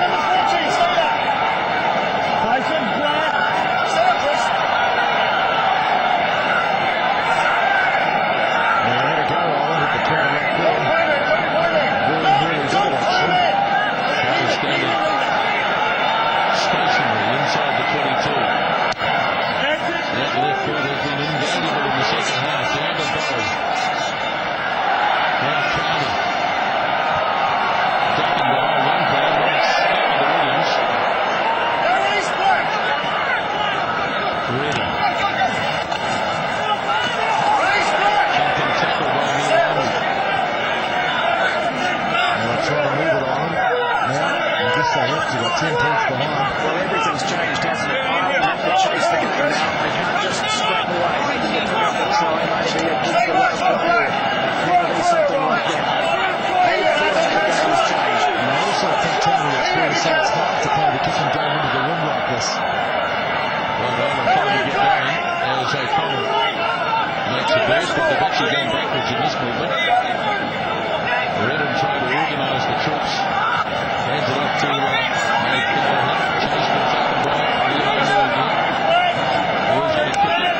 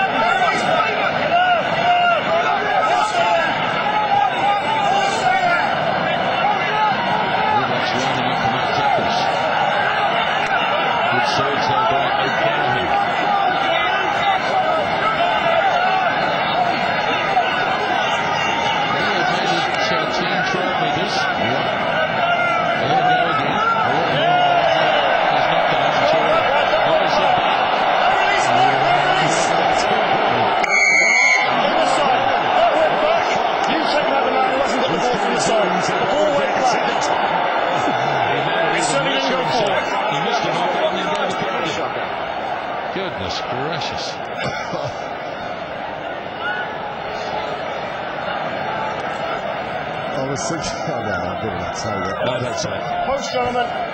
Back and then to the man. Now, clearly that's a knock on. Oh, yeah, and he's standing right there, too. I don't think he saw it, to be honest. What about the touch judges? And where'd the penalty come from there? Yeah, Ali Williams doesn't know.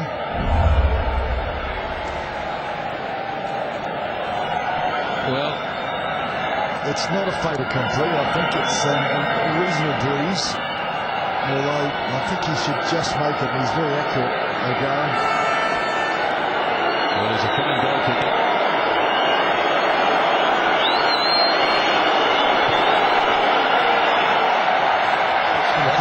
Short. 22.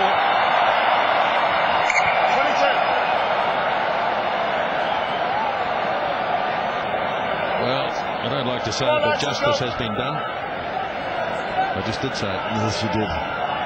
You sound like me, Nisbet. Well, when you see a knock-on like that, that's not cool. At this level, that is just nonsense.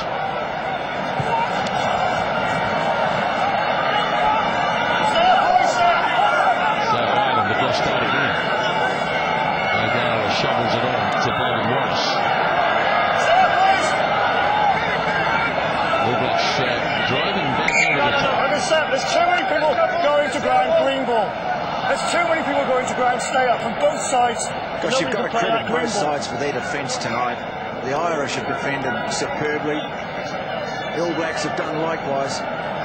You can see why these guys managed to guts it out and win the Heineken Cup. Yes, that's absolutely. the Munster man in the pack, that is. Yes, and boy, that will be a battle at the end of the year, Tony, when the All Blacks have to play them on their home ground. Probably just as well it comes a few days after the Irish test and not before Nisbet. Well, I'm looking forward to that, actually, because it's the old world of midweek games. It's fantastic. That's from Scrooge, surely. He's got to build that up, doesn't he?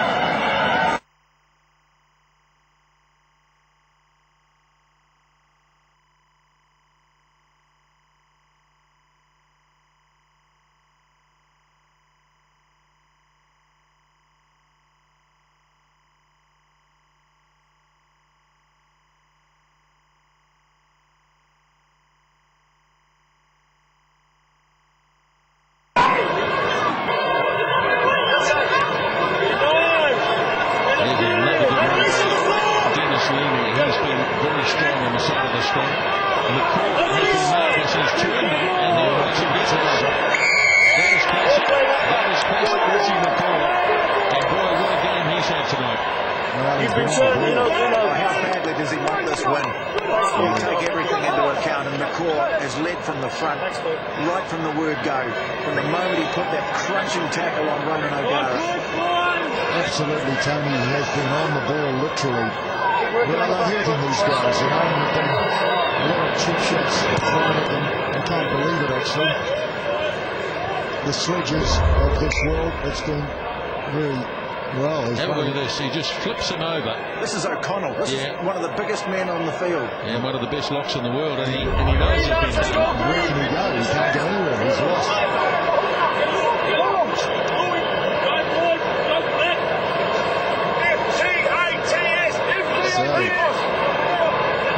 Just over 8 minutes remaining. Shimano. He's won a lot of balls here, playing the unfamiliar role of number 6. Industrious as ever. Now with 4.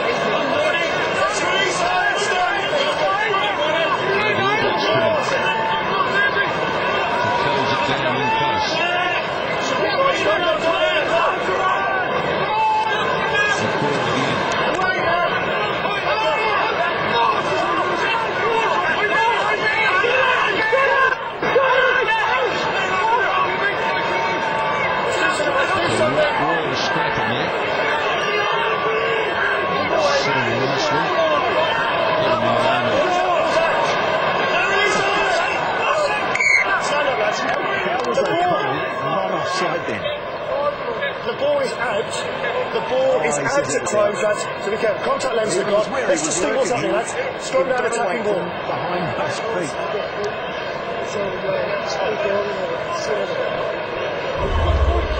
Well, he's right. What he's saying is as soon as it's out, as soon as Maalamu's not attached to ruck and wall, it is out. But I think they understand that. You've got to keep your players behind that back foot as well. That's what we're working on. Say that to them.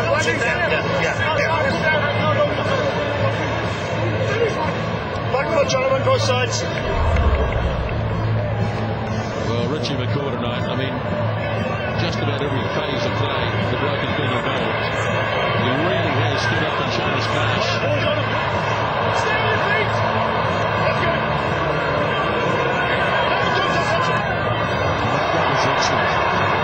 Yes, he did that during the sort of third end of it too, Richie McCaw. When he's got his body past the ball, he picks it up from behind. And he's already halfway through the hole. It's quite clever.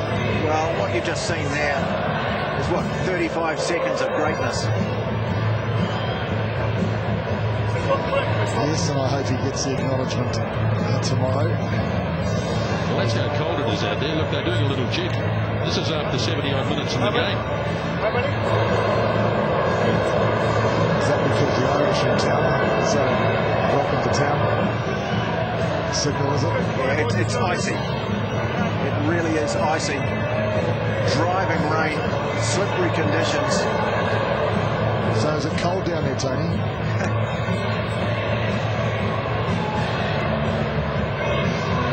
Well, it's been a night for kicking. I'd answer that question, but the lips can hardly read Murray. Well, I think we've found our midfield being combination here now. They'll be very surprised against China. But this one with loose forward combination, Kano coming in number 8 and moving the wonderful number 8 Sorialo to the blind. I think they're experimenting. I think you'll see Sorialo back there with Adam Thompson playing on the blind side against England. You can see Peter Stringer on there in number 20 for Ireland. He's replaced Ian Redden.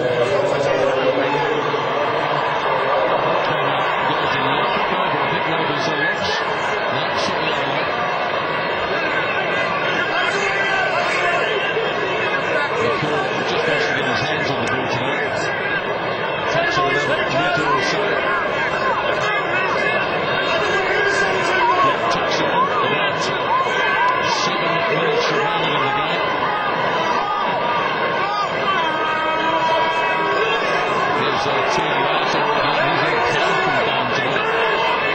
He's answered a few critics, I suggest. He has played well, you're right. Release, boys, on the floor! Next performance, I think, during the Super 14. There he goes again. It's a very crowd there. Holding on. He's on his feet. Number 7's on his feet. Then we got people going over. So Peter Stringer takes it quickly. And Ireland again looking to start for a good run by David Wallace. Now Stringer for a go. They've been playing together since they're 8 years of age, these two guys. So you think there'll be a reasonable combination there. O'Connell puts the pass smartly. Wallace has thrown the trick to Paddy Wallace. Stringer again. This time back. Shane Morgan. Down he goes. They're just over the halfway line. Playing with a bit more urgency now. Just trying to get the ball a bit of air. Now they go and hands it on. O'Driscoll, short pass, Wallace. So that was a bit of a turn. Covered ahead by Williams.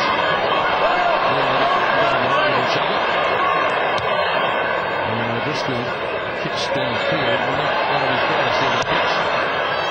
That one's not bad. That's a good kick. Leon McDonald. If this holds up, it will force them to get it out. Oh, no. This is bad stuff. They have to kick it slightly. Really just. This will be a clever. This will be a clever. Now the All Blacks with a bit of space to move.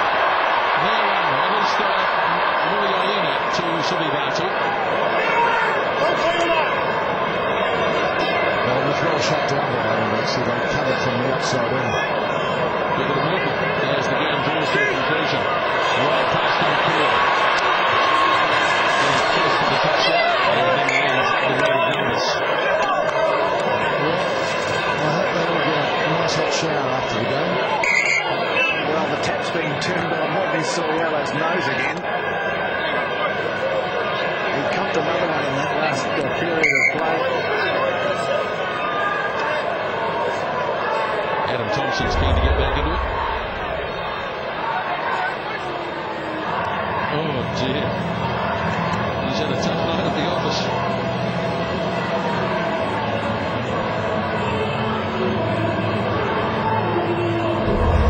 He's not the sort of guy that gives up and goes home from the office early, though. He's the sort of guy that has the light on late at night with his head down. There's been some Trojan performances in the forward pack tonight. Same applies to Ireland as well. They've been tough. Well, they have. I mean, they've been resilient because I thought at half time just the weight of pressure on every department of the game placed on the Irish forward, particularly by New Zealand. It was only a matter of time till the dam broke. Well, the dam hasn't broken. It hasn't given away. The All Blacks are minimally ahead by 10, but they're still holding on them, but that's all they're doing. Playing the Wallabies next week. And the All Blacks playing England at Eden Park. Adam Thompson's about to come on too. In fact, he is on, and he's replaced Jerome Kano. So Sulialo go to the back of the smoke. 2 minutes remaining in the match. All Blacks leading by 10. He's 1 feet long. It's unbelievable.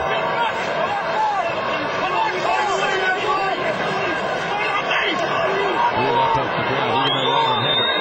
Eventually they'll have to free it. That means one of the All Blacks have got their hands around it. Now momentum shifting slightly. Collapsing. That player, leave it. Let go of the ball. Yes. Collapsing. No, leave it. And walk away. He's there to begin with. Then you have the penalty.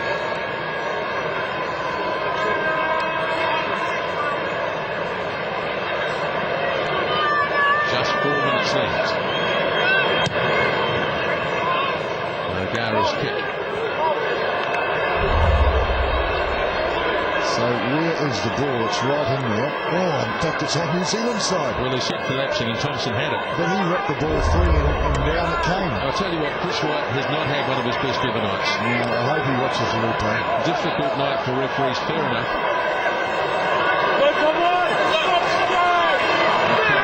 Thompson.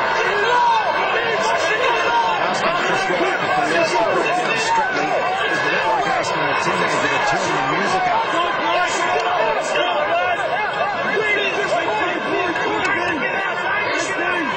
Happy Lord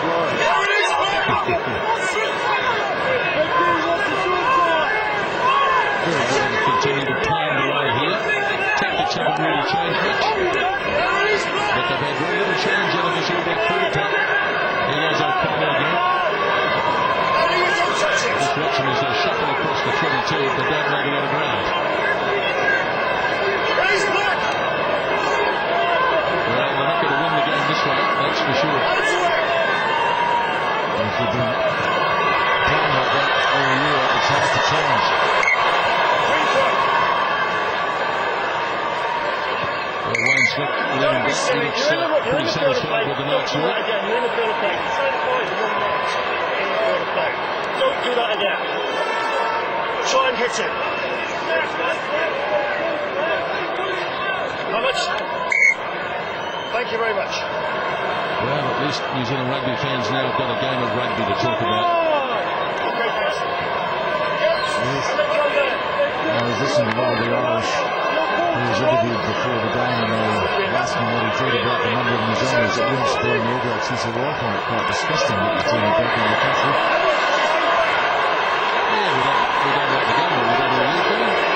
Just nonsense, really. Ball down again. Here's another penalty. In 50. In 50. No more.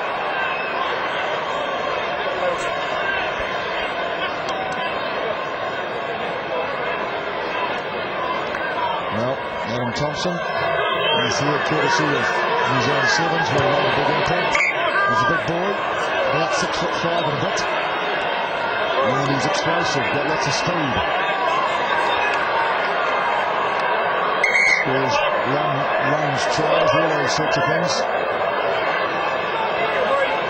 And the Irish forward pack's all overhead.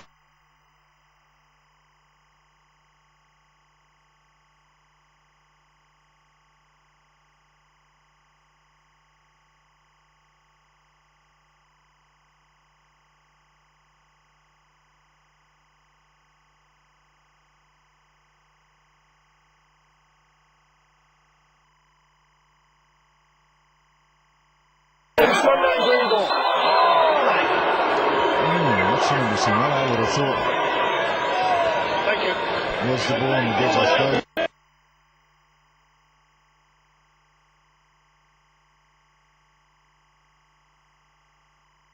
Some good hard work in those rolling maul situations.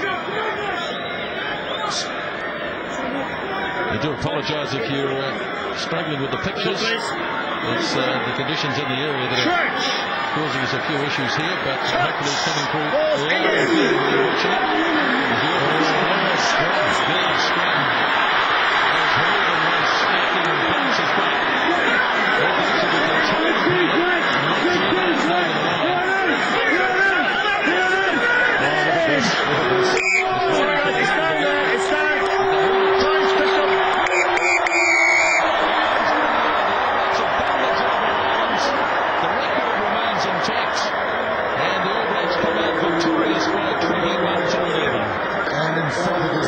To describe it, I think it was a tremendous controlled and organised effort by the New Zealand forward pack particularly, and also the back line. I think the whole team was a committed side tonight, and we saw them dominate Ireland in every area of the game, every single area of the game.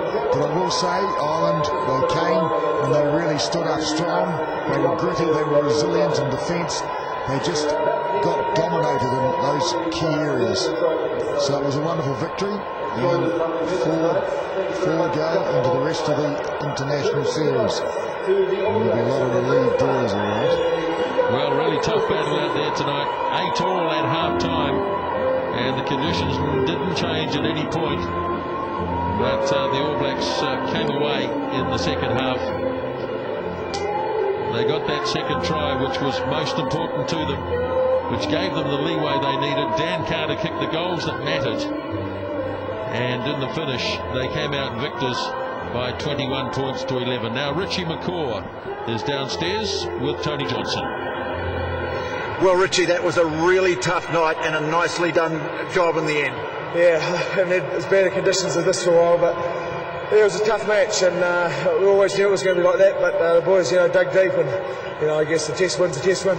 Were you happy enough with 8-all at half-time, given that you'd played into the conditions? Yeah, I guess so. We just didn't quite get a chance to get field position, put pressure on. We did a couple of times to let the pressure off, but we took our opportunities, I guess, in the second half. And, I suppose happy. Fantastic defence from both sides. Yeah, on a night like this, you can put pressure on. The balls are a bit tough to look after, and you sort of got to take your time. So we had to put pressure on D, and it was tough out there to hold the ball, really. Okay, mate. Well, I'll let you go, but great effort on a tough night. Cheers, Richie. So Richie McCaw, he'll be heading to the showers very quickly, and boy, it's cold down there. Brian O'Driscoll shivering away, and he's ready now to chat to Tony Johnson. Well, Brian O'Driscoll, that was a very, very tough night. Freezing conditions. What did you make of it? Yeah, I don't know if I played in much colder than that, and just a difficult game of rugby. We were better off not having the ball at times, but fortunately we lasted for 60 minutes but couldn't finish it off. Yeah, that try in the middle of the second half really changed the game, because you had to chase it after that. Yeah, absolutely, and the second they start chasing against the All Blacks is the second they start opening you up. So unfortunately that's how it worked out, but we fought to the end. Yeah, you certainly did that. I'm going to let you go, Brian. You need to get in the showers. Well done. Good luck in Australia. Yes, I think that's as graphic illustration as you'd ever get about how cold it is out there. A bloke's just run around for 80 minutes and he's still freezing cold. But the bottom line is here, as O'Driscoll breaks into a gallop, is that the All Blacks have opened their 2008 campaign with a win over Ireland here tonight by 21 points to 11.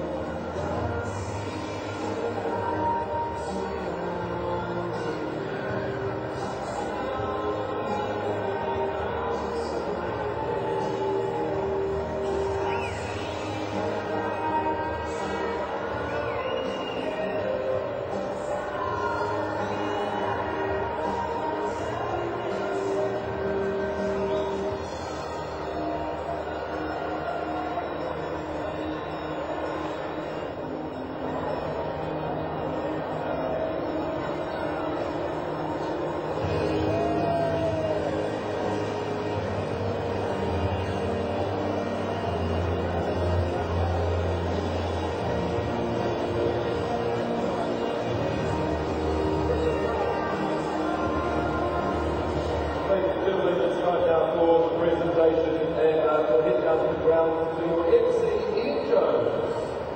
Thank you very much, Mark, for trying, entertaining the rugby test match. It's time now for the presentation of the Eurocard Cup. And up with me, the secretary for tonight's presentation, Mr. Picarelli, the general manager of France, on your series sponsor, Beco. Thank you very much, welcome to New Zealand, and the president of the New Zealand Rugby Union, Andy Leslie. And I'm going to call up your captain, Richard Cole,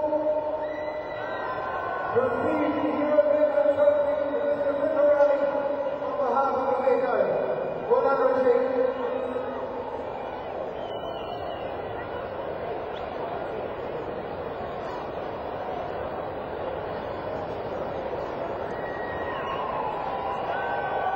Here we go, ladies and gentlemen, Richard McCall, winning team for the All Blacks. We thank them. We also thank the guys for a wonderful game and tight conditions. Guys, thank you again for going everywhere.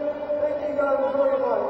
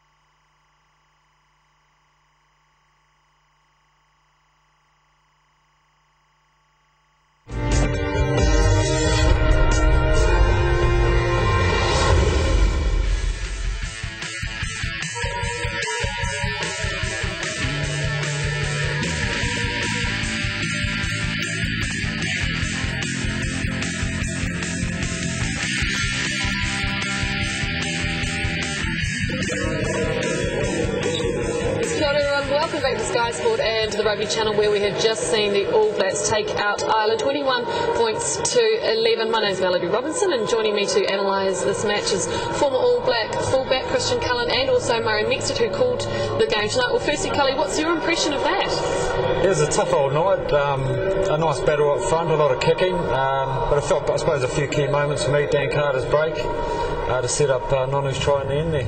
What about you, Mex? You seem pretty excited when you came up here just before. Yeah, I am. I mean, I rode every minute of that game. When you do commentary, you ride the game. But for me, there's interesting stats.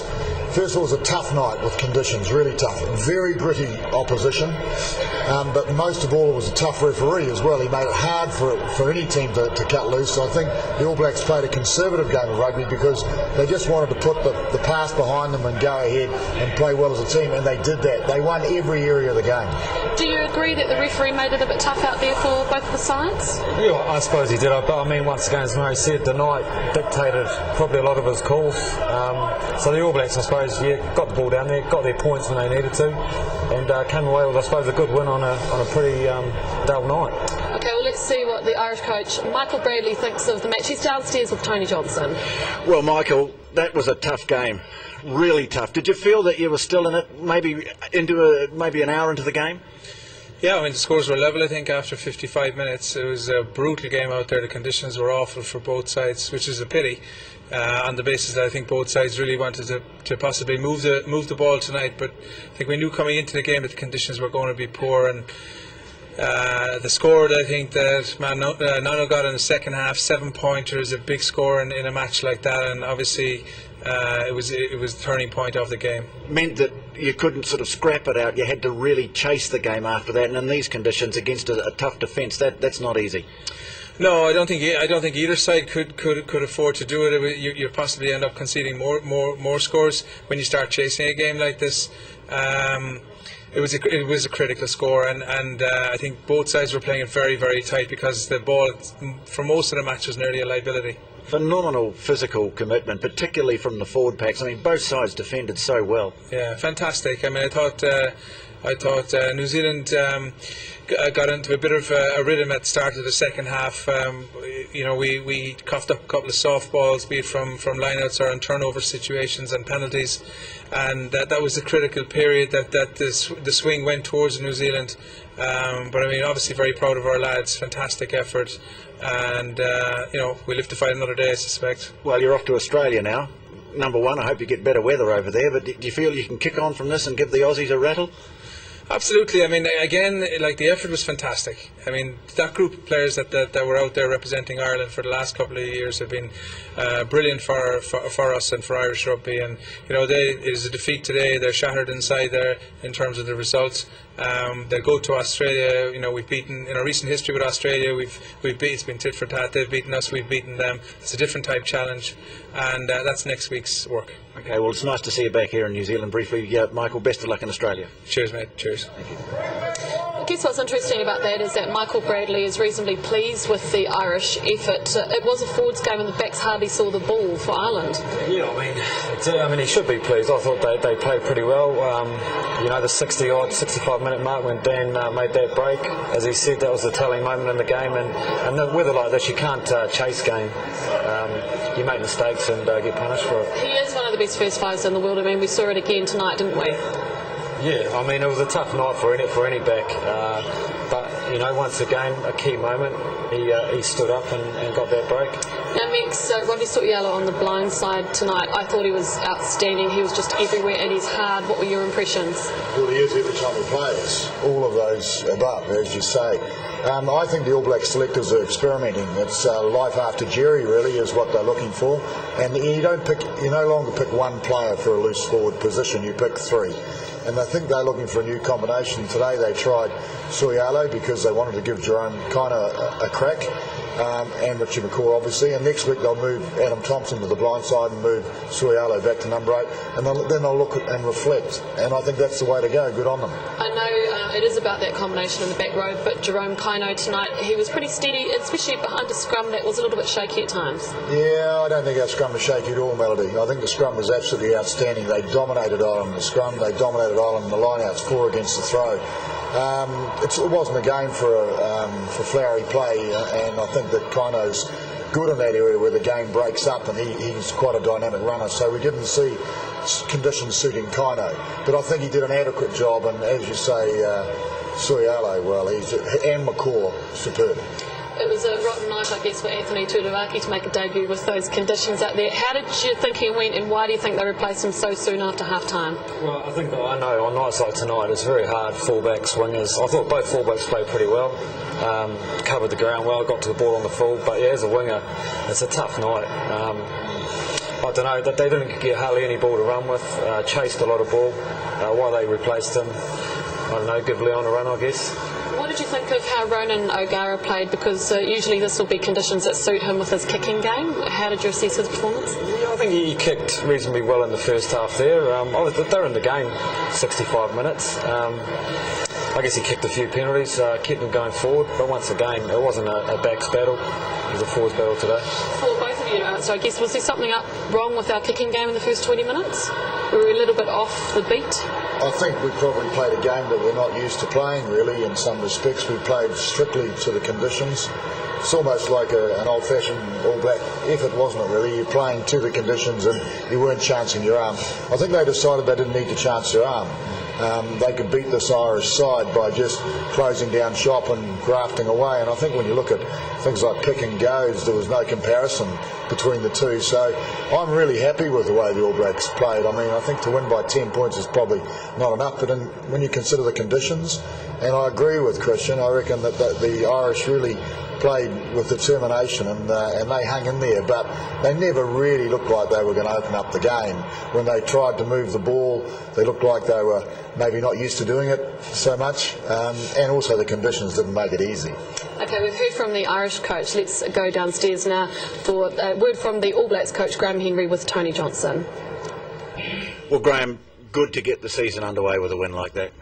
Oh yeah, they showed a huge amount of character and backbone, really. Like, they were absolutely frozen out there, so they did particularly well. I was very proud of their guts. Yeah, I mean, difficult first half conditions belting into the wind, but then in the second half it just got freezing cold. I mean, you won the battle up front. That had to be the key to the test.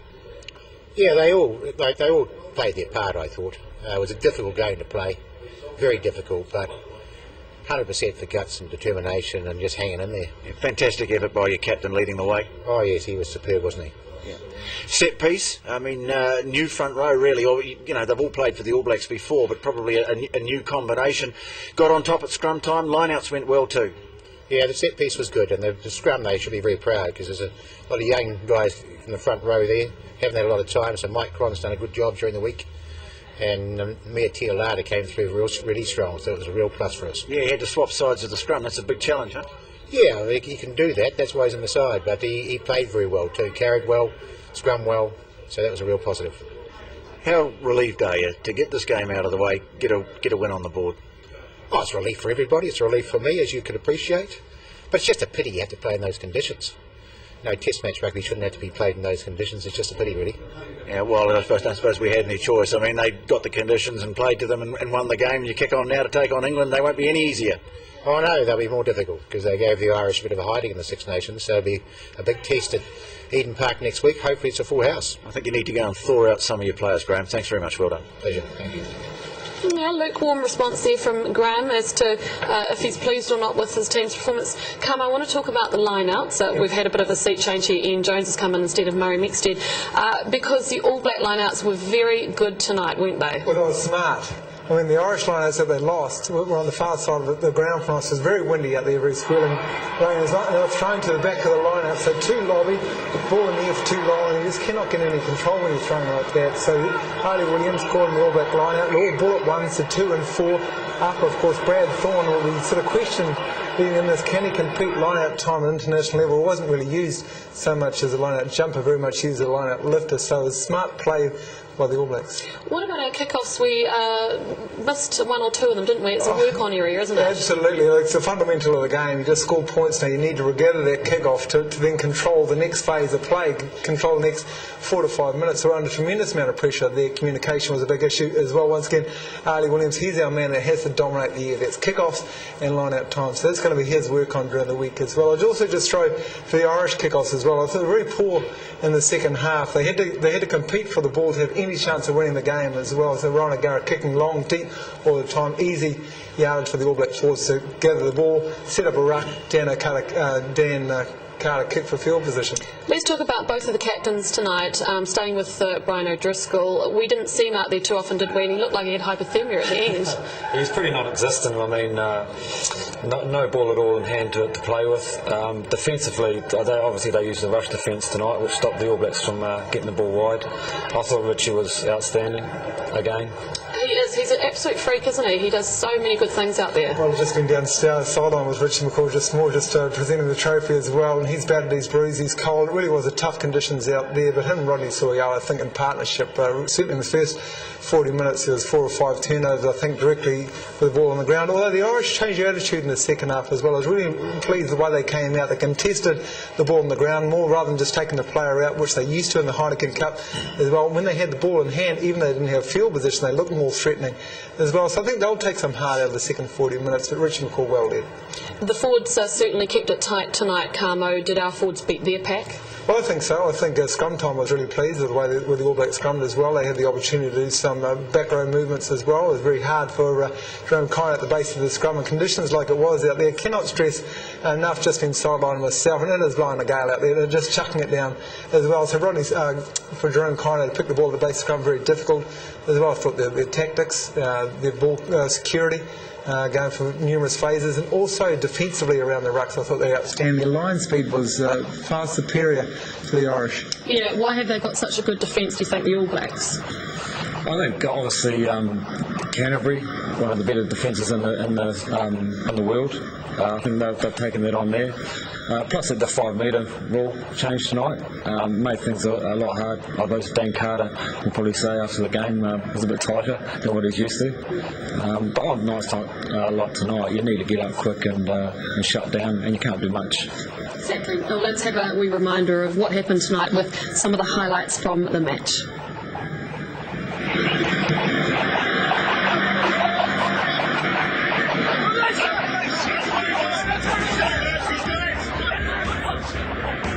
The opening try of the game came after a turnover by Andrew Hoare, and a magnificent run here by Conrad Smith, and a precision pass, and Sydney Bartu too much pace. well, a bit like fair weather rugby, really, didn't it? He would know that it's cold and raining. They're just great lines of running, really, and good width, putting real pressure on the opposition defence, and they break it clean. So that was the opening try of the match. Then Ireland struck back just a few minutes later, a series of Moors, and they caught the All Blacks short on the blind side, and Paddy Wallace finished it off. Yeah, and great credit to them too to bounce back, and they had to really. They came and they gave it a good crack. Now this was the decisive try of the match. Dan Carter stepping his way through, had to take the tackle, but then the continuity from here. Soialo to Swoga, and he offloaded to Nonu, and although he was dragged down just short, the momentum carried him over, and that really was the end of it. Nonu's so strong, so powerful through the centre, and the momentum, yes, the momentum in the, and you can see the reaction. Well, wasn't it necessary? Pretty interesting in the end, Ireland coming back a little bit on the stats board, but possession certainly favouring New Zealand. Territory square breakdowns, look at that, 94 to 73. Turnovers, well, they were effective in that area, and pick and goes, well, almost 2-1. Total domination. The one I like most down the bottom there is line-outs against the throw, 4-1. I think Rodney Soialo was the victor 3 out of those 4 occasions, so quite a bit of domination really when I look at that. 5 phases in all, 9-5.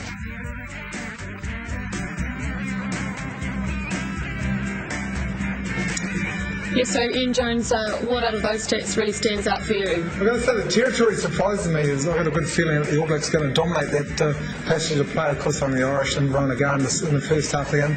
Just kicking too much, in my opinion. They did have opportunities to hold the ball and run. When they had the confidence to do that in the second half, they looked more threatening as well. Line-outs against the throw. Now, that is a huge stat as well. The Irish line-out, we talked about their domination. Certainly the people coming over from Munster. 4 versus 1, Rodney Soialo used extensively in that department, and good use of Brad Thorne's assets as well. He's a tall guy, 6'4", and used as a lifter in that department. The 5+ phases, the All Blacks' ability to hold onto the ball. We saw in that last try from Martin Onu to Dan Carter's first break of the match. The All Blacks having the confidence to pass it, something we didn't see the Irish do a lot, and getting up and over the game line. Who do you think was responsible for all the breakdown turnovers? Did you guys notice that? Oh, without question, Rodney Soialo and Richie McCaw, they were outstanding in the first half of the game because they were targeting the ball where I think the Irish, and certainly what we see up in the Magnus Lead or the Heineken Cup, the rugby in the Northern Hemisphere, they target players, trying to blow out players and slow that ball down. We're very much on the ball. They changed their strategy in the second half, the Irish, and I think I applaud them for that. They really did have a think about things in the shed at half time. But no, with Rodney Soialo, and Richard working in tandem, like 2 open-side flankers, outstanding. The back 3 is a trio. How did you think they dealt with, obviously, the Irish kicking to them a lot? How do you think they played? Yeah, I mean, pretty well. I mean, for a fullback, ideally, you get to the ball early and then take your options. But I thought our options were pretty sound all night. They covered up a lot, covered a lot of territory, so I thought they did pretty well. I think, Mel, one weakness was exposed in the All Black backline. No, the ability to only have Dan Carter as a recognised kicker. Mills Molina, we know, kicks. He doesn't kick a lot with the Chiefs as well, and the fullback in conditions like that is hardly used to bring up into the line. So Dan was under a tremendous amount of pressure to kick and clear the ball because the line speed of the Irish was good. So I guess that's the reason they brought Liam McDonald on in the second half. Okay, we're talking about the back 3. Let's go and see what Silvivatu thought of the match. Gee, mate, that was pretty cold out there. It was really cold, but just trying to concentrate on the game that kept us in the game. That was a great try you scored in the first half. I mean, how far out did you dive from? I mean, you slid a fair way, didn't you? Well, it was just a couple of metres left, so I thought I might as well just use the rain to put us through to the try line. Not a great night for wingers, though, eh? You weren't getting past the ball very much. It's always wet, so you've got to make most of it if it comes your way. What's the feeling like in the dressing room at the moment after getting the win in the first game of the season? Yeah, we're pretty happy. There's a lot of new guys. We're a new team. We're rebuilding again. This is our first start together, so it's a long season to. Big boost to the confidence. It is. Well done tonight. I know it was a cold night for a winger, but you scored a great try and well done, huh? Thank you, Tony. And of course, Sirivatu is certainly error-free tonight. What did you make of how he played? Yeah, I mean, once again, weather, but on nights like tonight, wingers got to take the opportunities. So they've scored tries, and he had his one opportunity, and he took it. For both of you, Ma'anonu, certainly the Irish, I guess they defended him very well. How did you make of what his game went? Didn't have the penetration I thought he would coming off the games, whether it was just a combination with Dan Carter standing there. A lot of the balls he receives were flat as well. Of course, we didn't get the go for it up front that we'd expect from a Super 14 game of rugby either. I thought the defence in and around the fringes were very good for the Irish. They're good at slowing the ball down. And it's very hard then for Martin on to get that timing as well. But the one opportunity there, just like Kelly was saying about Sirivatu, one opportunity Martin on did get coming off John Schwelger's pass. He had the power and the pace and the strength to get over for that try. Did you think Martin's timing was just a little bit out today on attack? Well, once again, it's tough after playing the Super 14 where you get a bit more space, and tonight with the weather and the defence up on the number 8's feet, it makes things a lot tougher. But he still does things other people can't do. He's got the strength, he's got the power. They committed a lot of energy to Martin on him, maybe in different conditions, drier day. Van tried on a couple of occasions to get the ball over him to our wingers on a dry day. The result could have been different. We might have been able to get the ball to our wingers, and if two people commit to Martin on him, there's got to be space free for someone else. There was a lot of space on the outside with the rush defence coming up. Conrad Smith, he made a really good break in that first half, and his combination with Martin seemed pretty sound. Yeah, I mean, I like Conrad Smith as a footballer. I think he's a smart guy. Works really well with Martin, and in that try you can see, through the gap and then offloaded for the try. Look, Driscoll didn't have the impact that we've seen Driscoll make in other games as well, and that's got to be locked down to Martin on and Conrad Smith defensively. This is beautiful. One opportunity. This is from a turnover ball. It went back to the All Blacks way, and they really punished. They punished because I think the Irish thought they got the turnover. They came in off their wing, defending out to win. Very much that rush defence type situation. I mean, there was a couple of occasions Dan Carter, the execution wasn't right with the kicks, but the thought was there. In other days he might have been able to get the ball over there. So who knows, leading into Eden Park next week against the English, if the English employ a rush defence like the Irish have to shut down the opportunities of the All Black backline, or we're going to be better prepared for it. Camo Mix mentioned before he felt the referee had a big influence on the match tonight. Obviously they were going hard with the hands in the ruck. Your assessment? Yeah, no, huge influence on the game. If this is the edict, the directive from the IOB that they want to clean up that area of the play, well, I'm not sure if I'm full for it. We want flying, open, attractive rugby, and if that the way you have to get those marginal balls back in the ruck is to flick it with your hand to keep the movement flowing, well, I'm all for that. Because that's really what rugby is all about. Quick ruck ball, speed of movement, and then keeping the ball in play for a lot longer of time. I don't know the penalty count in and around the ruck and maul, but from my gut feel it was pretty high. And so I didn't enjoy the way Chris White, I think we flagged it before the game, he's very much the leader of the law man. Well, you also got to have the flow and the feel of the game out there, so he did have a big influence, and we don't need referees to have an influence. Exactly. Okay, let's go downstairs now, and Tony Johnson has with him Kevin Mialamu. Well, Kevin, first of all, you better tell us what's going on in the changing room at the moment. I imagine there's a fair few players pretty cold in there, huh? Yeah, boys sitting in the showers just trying to defrost. They're pretty cold at the moment. And even the boys that have been out there for the most time, they're pretty cold at the moment. So just a little bit of defrosting in the showers. Yeah, I guess you're taking precautions against mild hypothermia in some cases. Well, I was talking to Andy out in the field, and he was shivering, and this was still like another 15 minutes to go and towards the end. So yeah, it's good to get out of that rain and into the shower. It's a shame about the conditions, but you must be delighted with the performance to get the win in such difficult conditions against a team that just never stopped all night.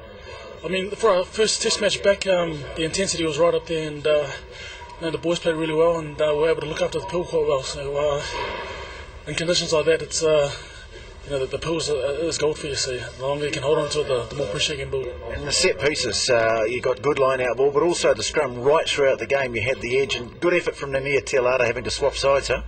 Well, I think it's been a while since he's played 80 minutes, so played really well out there, and I think Johnny who had to come on for Johnny Swalger, who had to come on for Johnny for early, played really well as well. So.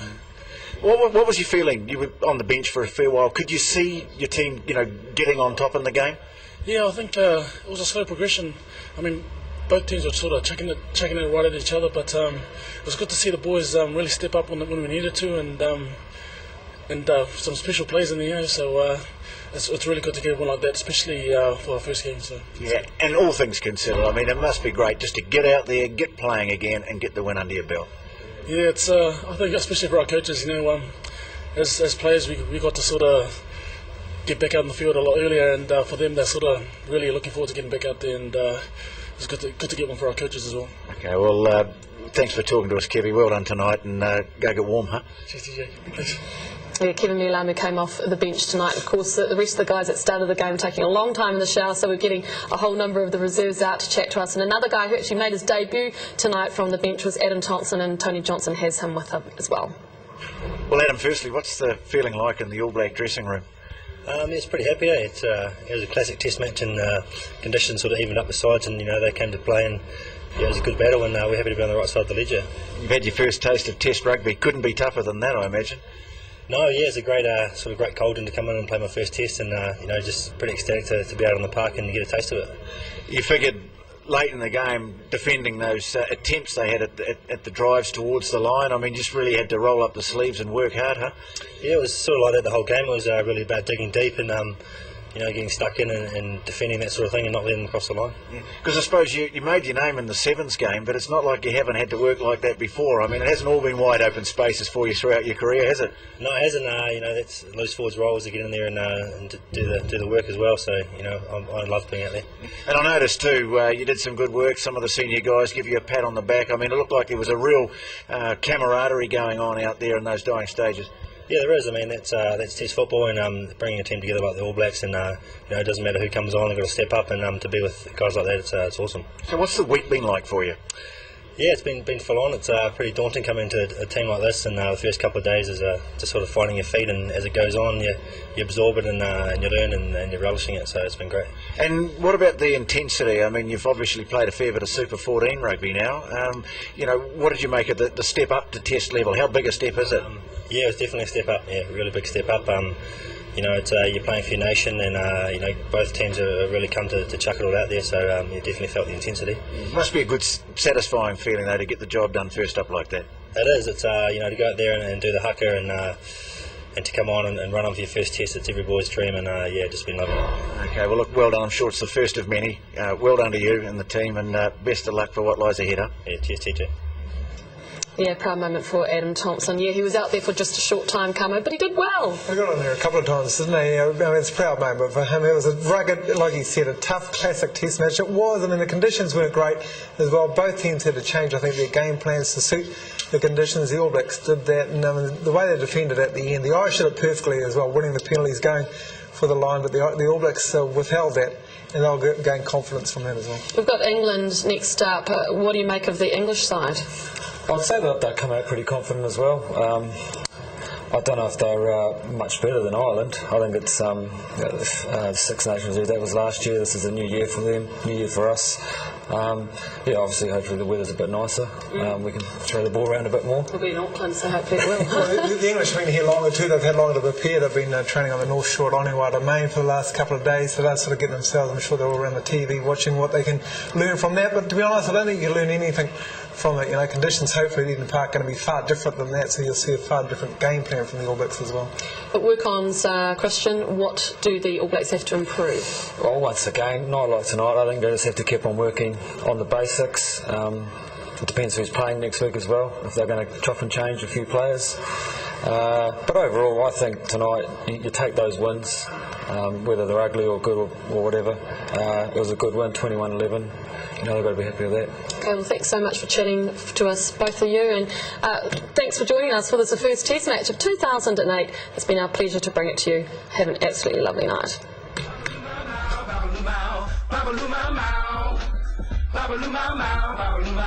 Get you some of that green green.